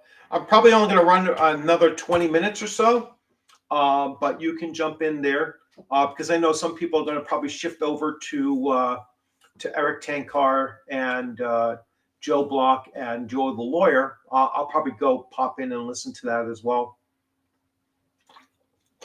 They're going to be good. You're in Eastern time as well. So yeah, if you're free Thursday mornings, you're welcome to join in. Just link into my Discord and let me know that that's what you're interested in, and I will hook you up. All right. Let me get my Discord channel opened up here. I never have Discord opened up when I'm doing this. I should. So I'm just waiting for my Discord to open, and then I'll share the link there. Yeah, just let me know that you're interested, and I will.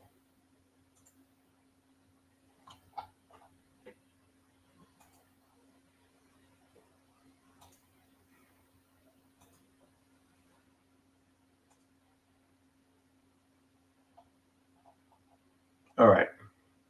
So now I'll be right back here, and so this is my Discord. So you're welcome to join in on there. If it is full, that is okay. It is not full. It is absolutely not full. I have more than enough room for you. Hey, Hunter, how's it going? Hey, I'm doing all right. Just All hanging right. out.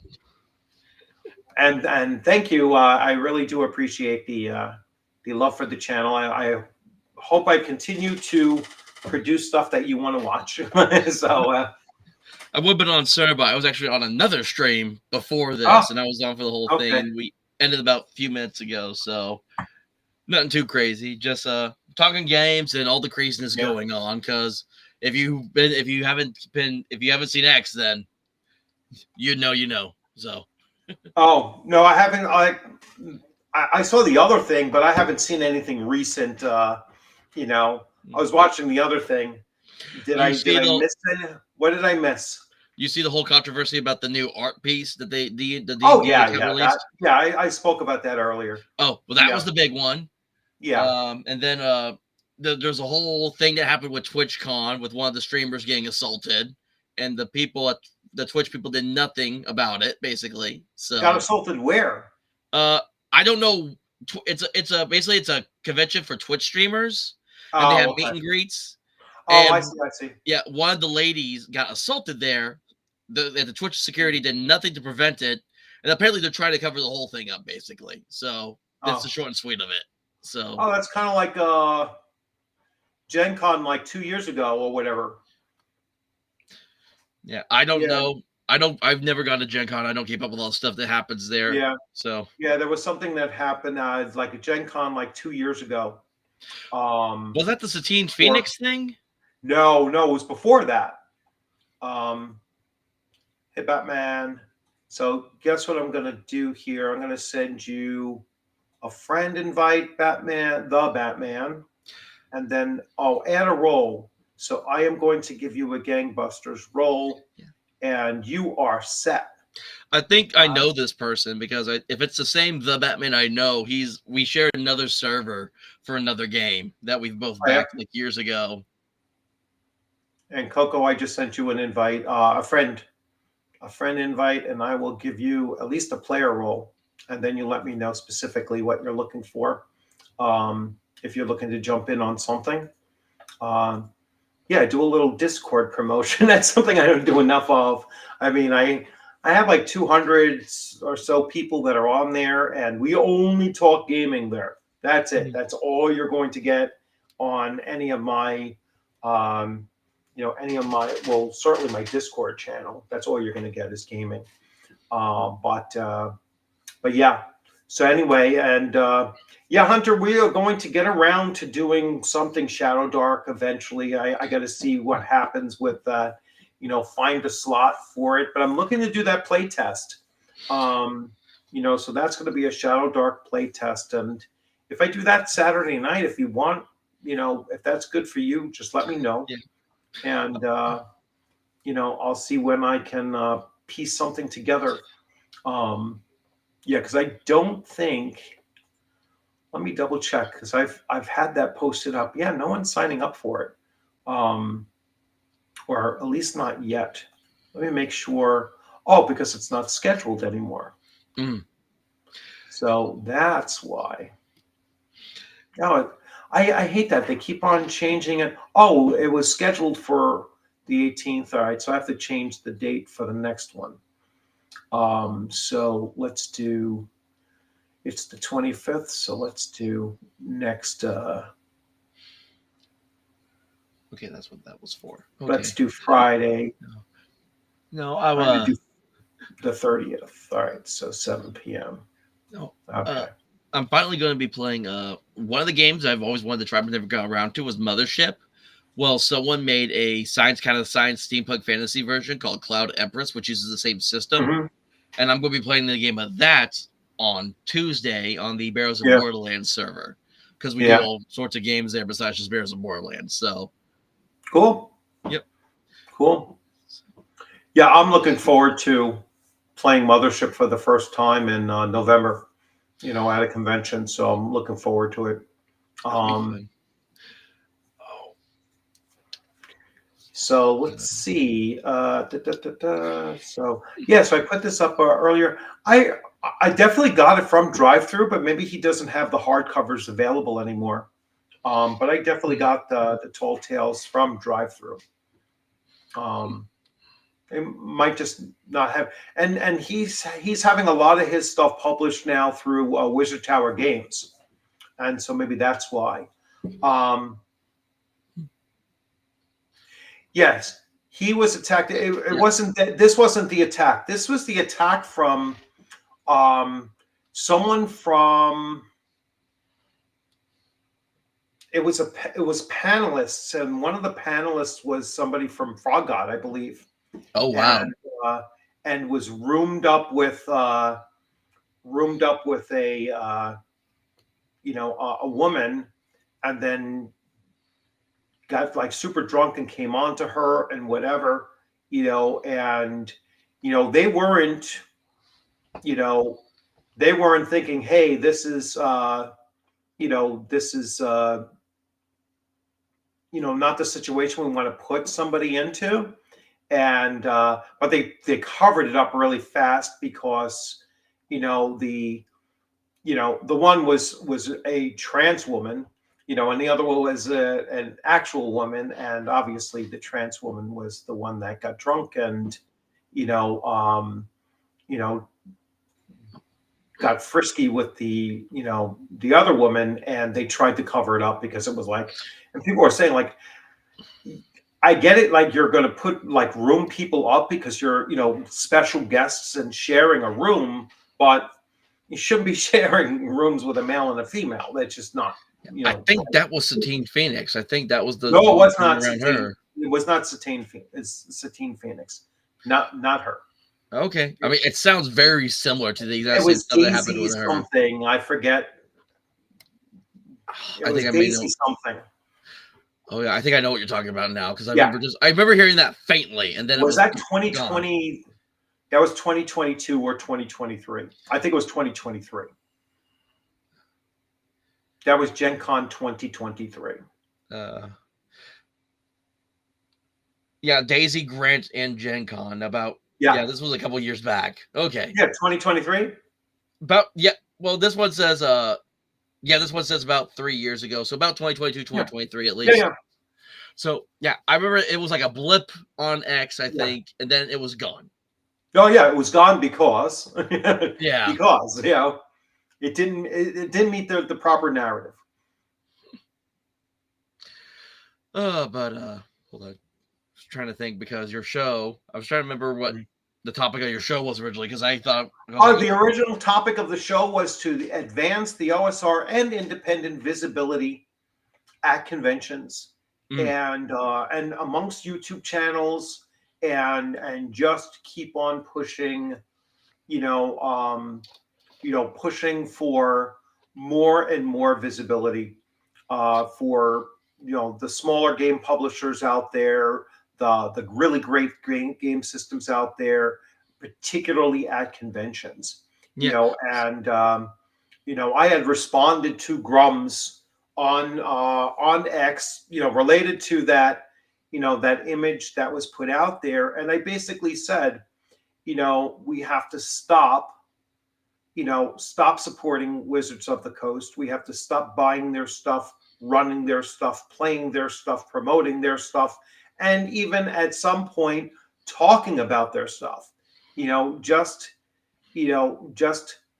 cut off the air supply, to 5E or 2020, well, whatever the hell you want to call it.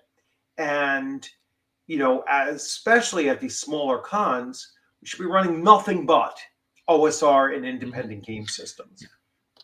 So I cannot stop praising this game enough, Barrows of Borderlands. The guy who made this, Matthew Tapp, he's only 26 years old. And the story he shares, they started playing 5E and just went backwards until they ended up with basically Zero Edition. Yeah. And that created this game. And then he's got a Kickstarter out now called Portal to Adventure that he's doing with the Arduin creators. They've been working together. And it's a box set where it's the original the Arduin Trilogy box set, the Barrows of Borderlands box set. They also got in contact with Griff, and he's throwing in the Lost Dungeons of Tonesburg in there as well from Blackmore. Right. And it's just this beautiful box set. Yeah, I saw that. I saw those things, and I have half of those things already. Yeah. So I was like, all right, I'll just get something separate. But I already have Tonesburg, and I had the other thing already. So I was like, oh, I don't need a box set that has those things in there already. No, I never heard of Arduin until I started playing Barrows of Borderlands. So Arduin was completely new to me in my white box journey. So, and what's funny is this is because I just got this in recently. This is now the 4th version of Barrows of Borderlands I own, because I have the second printing booklets and omnibus book. This is the 3rd printing omnibus book, and he sent me 3rd printing booklets, and I believe the 3rd printing booklets are also going to be in the box as well. But I'm going all out. I'm getting everything with it, because the whole idea that he has is, because this is his thing, is it's not just they focus on one game. We play multiple games. We have done, like I said, we're doing Mothership. They've done Barrows of Borderlands. They do Arduin. They do Calarath, which is this just a simple rules light game. That's that's Swords and Sorcery. What else did we do? They're about to start. They do Bronstein's type games. They're about to do a chainmail game coming up soon. But I'm not going to be able to play it because I'll be busy that day. But Matthew prides on being able to play all sorts of games, and then we fit it into his world. Right. So he's got portals that because another one favorite. This is the game I do need to get because the author just really impressed me with a post that I made, and I need to get Hyperborea. That's one game I do not have that I need to get. Definitely is awesome guy. Yeah. Awesome guy. Yeah. Because it's funny because someone tagged him, Yo Dano, and a third person, I still can't remember his name, and tried to say that he was going to stop following them because he follows me. Yeah. And of course it's like, oh, this guy's a bigot, this phobe, whatever. Yeah. And Jeff just straight up snapped back saying, I will not let anyone tell me who I can and can't follow. I will not let anyone tell me what I can eat or where I can sleep. I am a free man. Yeah. He's a great guy. I don't know if you've met him in person. I have not had the pleasure of meeting him in person yet. He's a great guy, and we had a long conversation at ShireCon this past September, and unfortunately, I wasn't in his game, but yeah, we had a talk, and he was like, he says, you know what, he's like one of those people. He does not believe in mixing politics with gaming, and he was like, I'm not going to go any place where it is overtly political. And I respect that. It's like, hey, if there's something that I think is overtly political, and it's mixing in with the gaming space. To me, that's shouldn't be done. You should be going to a convention to play the games, or run the games, and you know interact with the vendors about the games. What I'm Hmm. saying, it's like not not anything else. I mean, I just watched the video this morning. Actually, it had nothing to do with gaming. It was someone was going into a Gordon Ramsay restaurant in the UK, and he's showing around in the video, and he's showing these various pictures that are on the wall, and they're like paintings, and they're or they're like posters that look like paintings and everything. And he went over like one of Marilyn Monroe, was on the thing, and then he went to one that was Jane Fonda, and talking about like her breakup and this, and with whatever actor she was with back in the day and everything, and like going through. And I was like, Hanoi Jane, I mean, you're gonna do. I says, I would have, like, as a U.S. Army veteran, I would have turned around and walked right back out again. I was like, I wouldn't, I wouldn't even go into a restaurant that is putting out something like that, because you know, it's just a choice of mine.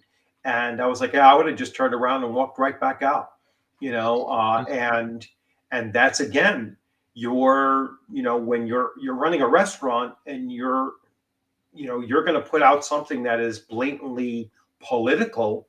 You're going to shut down, people wanting to, go there. It's just a stupid business move, Hmm.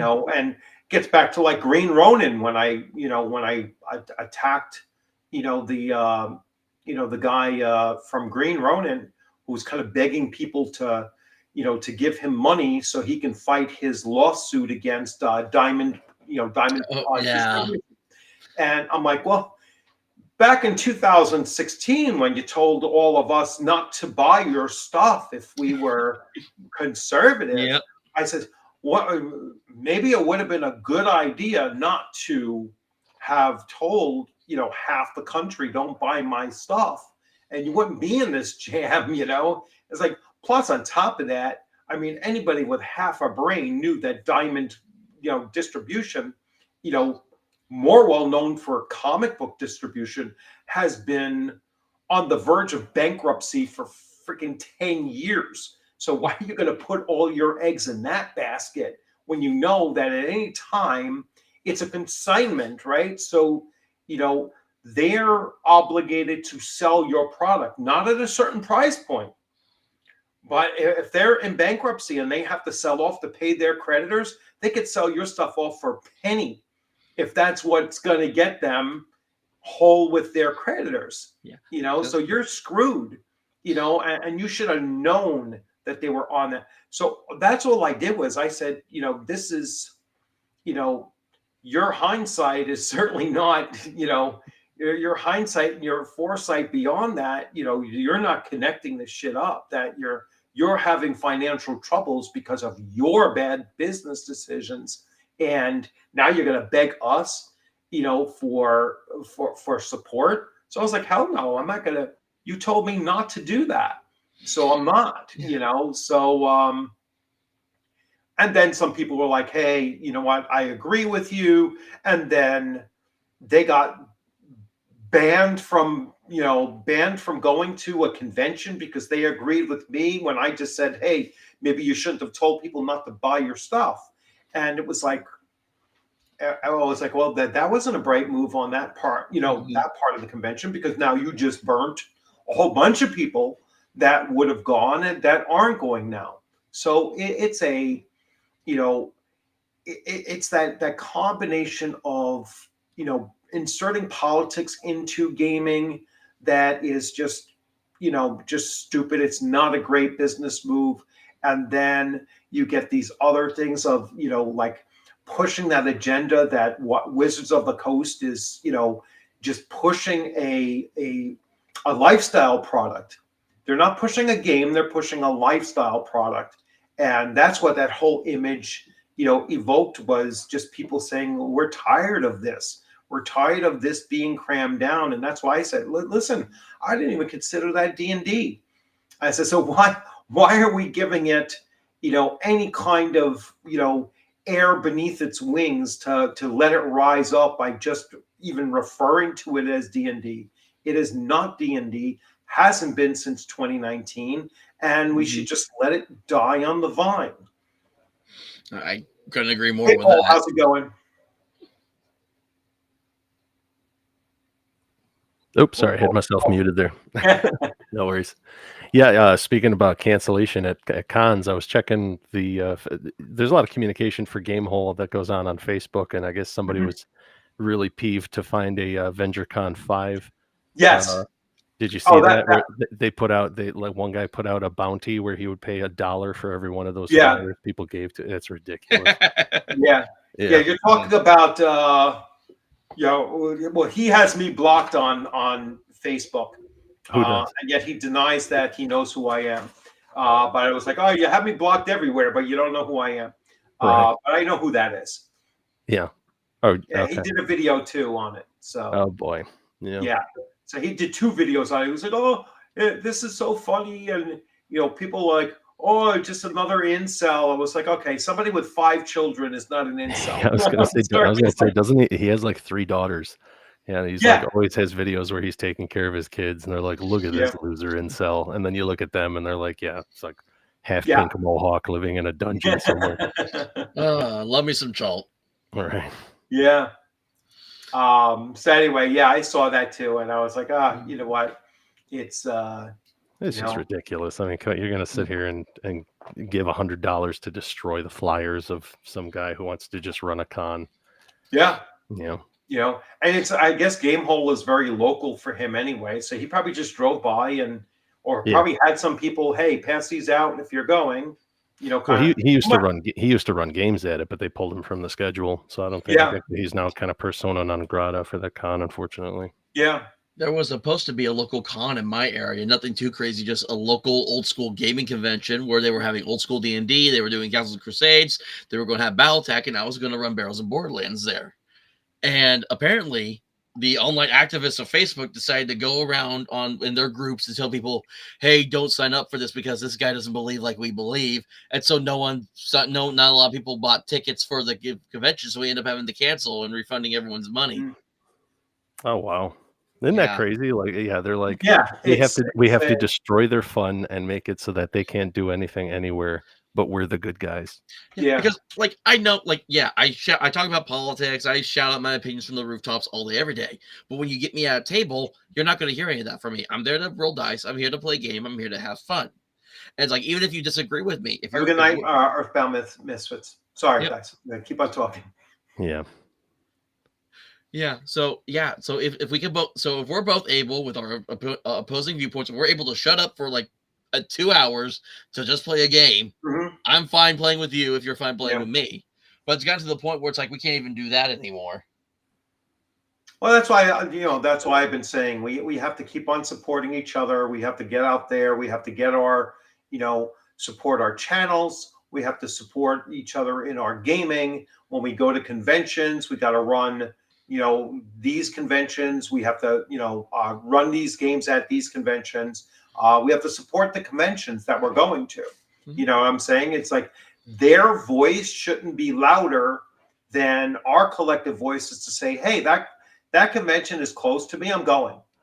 You know what I'm saying? And, most of these smaller cons, they really only need about 100 people to go to make them viable. You know what I'm saying? And they usually pick up even more than that. Just keep on supporting one another.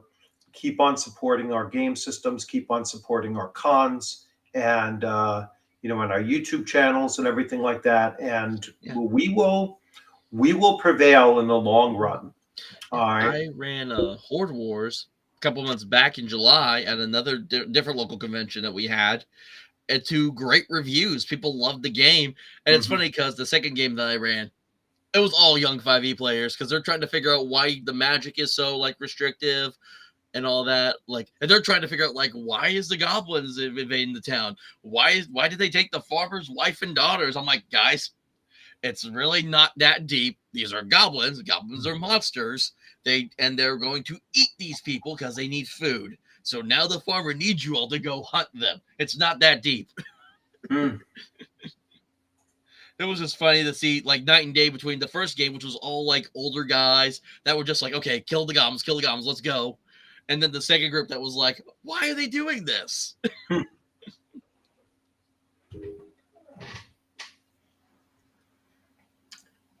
Let's see. Common sense ain't so common anymore. I'm out, folks. Yeah. So I'm guessing he's out already. Yeah, it's just like I said, have to keep on supporting each other, getting out there, and we can ignore these people eventually. They don't have the same voice they used to have. Thankfully, they are nowhere near where they used to be when X was fully under their control and everything like that. That was probably one of the best things that ever happened was what was Elon buying out X and or Twitter and turning it into X because they used to be able to. They still control like the big cons, but like I'm saying, the small cons, they do not have that representation at smaller conventions. I think the thing is people need to move on from responding to them picking their nose in class. That's pretty much what the Care Bear Beholder was. You look at that and you're like, oh, give me a break. Because you have like two men tango dancing and kissing in the middle of it with a rainbow dragon flying in the back. It's like, yeah, all right, guys, we get it. We don't give a shit anymore. We haven't played your game in like a decade. So my problem wasn't necessarily with the artwork and how crappy it was. My issue was those that were taking the artwork and saying, hey, guys, this should prove that this game isn't for you anymore. Move on. That's what I took the biggest issue with, those people who were saying that D&D isn't for you anymore. Well, it isn't D&D, though, so they can keep calling it D&D.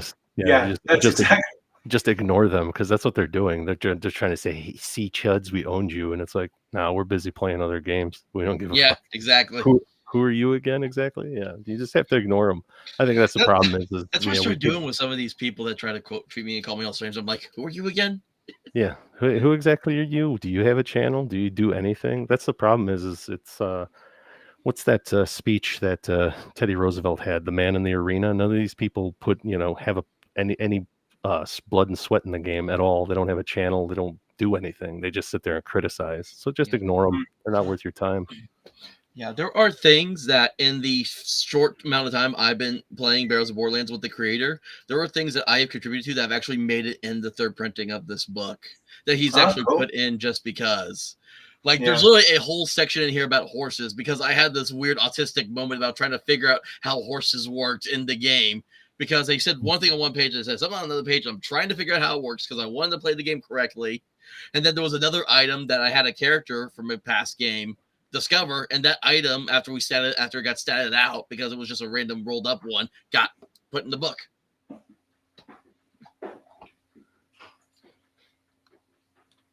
Are you still running that Curse of Strahd for that group? For the streamers? Different books. So yeah, I am running Curse of Strahd, the first printing 5e version 2014.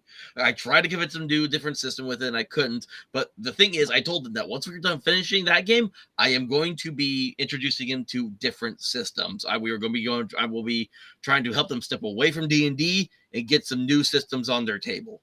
Sure, it's a worthy goal. And plus, I had never actually ran 5e before. I had stayed away from 5e for the longest time, so I figured, you know what? I might as well at least run it once. Right. Yeah, that way you know what you're talking. I think that's the problem is there's a lot of people that spit venom at it but haven't played it. It's like, at least play it to prove that, that you don't like it or that it's trash or whatever. Because like, I played it a few times. I was like, this really isn't for me at all. Well, I'm still keeping like the very OSR mindset to it. Like the second session I ran with them, they only had enough time for a short rest before I rolled up another encounter on them. So yeah, that's for sure. Yeah, I think that's the problem with the game is too with the whole short rest, long rest thing. It's like after the wizard run pretty much empties out his his hard points of missiles, they're like, well, we're gonna take a long rest now, and it's like it's still noon. You're just gonna go back to sleep? Like you've only been doing things for like 2 or 3 hours. Well, I told all of them, and I know most of the people I'm playing with. I told them this is Crystal Strahd. It's supposed to be terrifying. It's supposed to be life threatening. It is not supposed to be just a walk in the park. Right, exactly. Yeah. Because like I've read the first edition module of Ravenlofts, so yeah, I've seen how deadly that castle can be, and it should not be any different outside that castle, in my opinion. So I don't know if Richard's waiting for us to be done, or if he's looking. No. I was looking for. Some people were asking for. He's digging through the chats, I think. Oh, Yes, the AI edits of the space. Yeah, the AI edits. So there's several of those out there now, and the buddy on my last stream, he's an artist, so he's against all the AI stuff, even though I thought it was hilarious, all the AI edits they were doing. Because Dungeon Delver did a whole compilation of them. Oh, did he? Yeah. Yeah. Yeah, so, I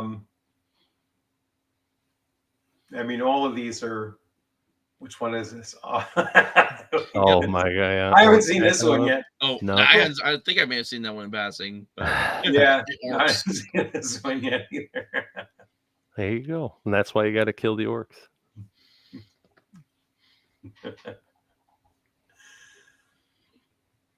Yeah, they keep on like showing like this is what a beholder is supposed to look like. This is, this is what it's not. I haven't seen this one yet either. What the hell is that? Oh, that's definitely World of Darkness book. Yeah. What is that? Yeah, that's like one of the Sabbat books for World of Darkness. I never got into World of Darkness. Didn't like the system that much. Yeah, the system was, it is what it is. It wasn't really meant to be too terribly funky. That was hilarious. Old school. Yeah, I haven't seen. Yeah, I haven't started going through, all of these, but. Oh, that's another one. The blue dragon coming in from the back, like they should, because apparently they're supposed to be, I think, lawful evil blue dragons. Yeah. Yeah, blue dragon. Yeah. Well, that's the thing. Most of the chromatic dragon, I think all of them actually. I think the only lawful good dragon is what, gold? I think the platinum, the white dragons may be good. I think. I don't remember. In Horde Wars, all dragons are evil regardless, unless you actually appease them somehow. Yeah.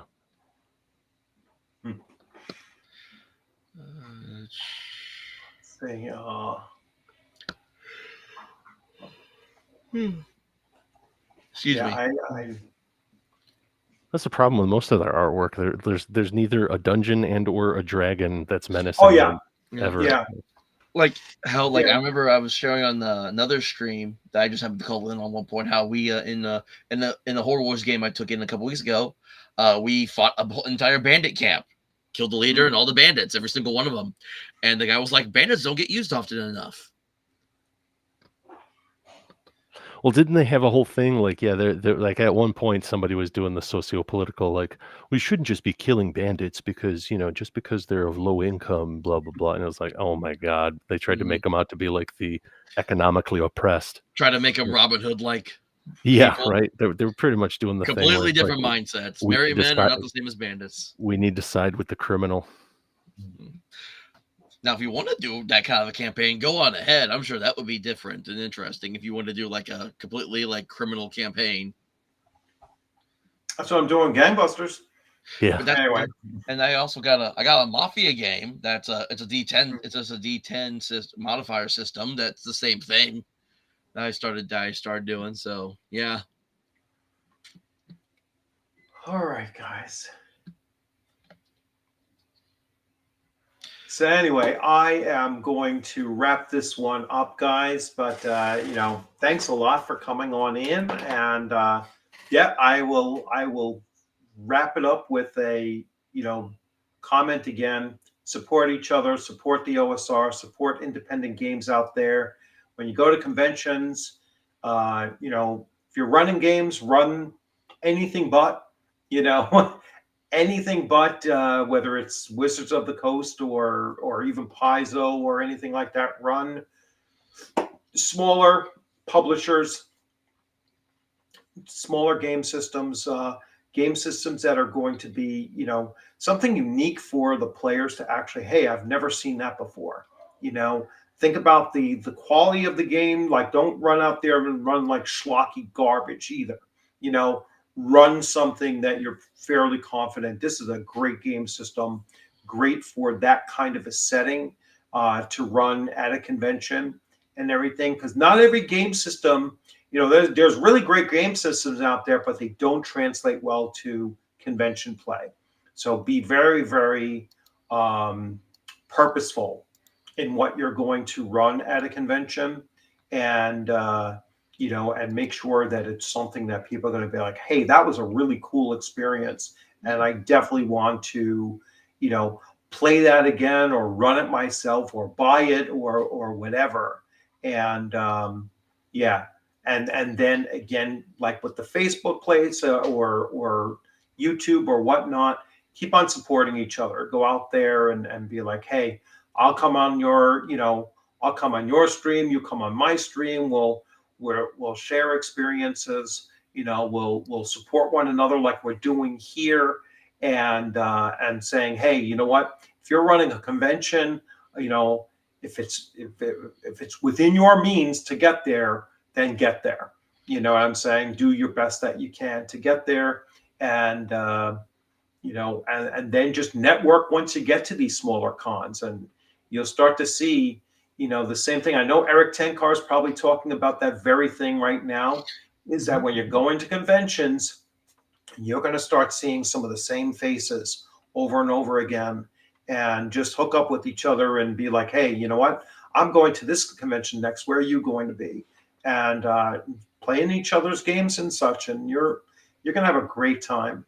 There's a great place in this hobby for small conventions, for game masters that are focused on running games, and for players that are just looking to play different game systems. So I'm going to leave it at that.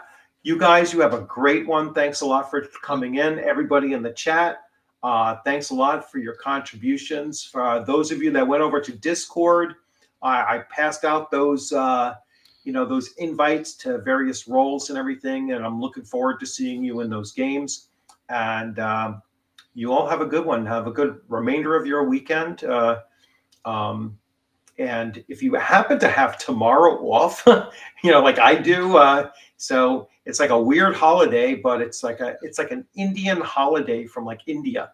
But New York City schools are practicing it tomorrow instead of Tuesday, which is the actual day of the holiday. I guess they figured. They wanted a 3-day weekend, Monday, and then be off on Tuesday. So they moved the holiday to Monday instead. But yeah, it's kind of strange. Hey, Steve. Well, thanks a lot, and you have a great one as well. And all right, guys, have a good night.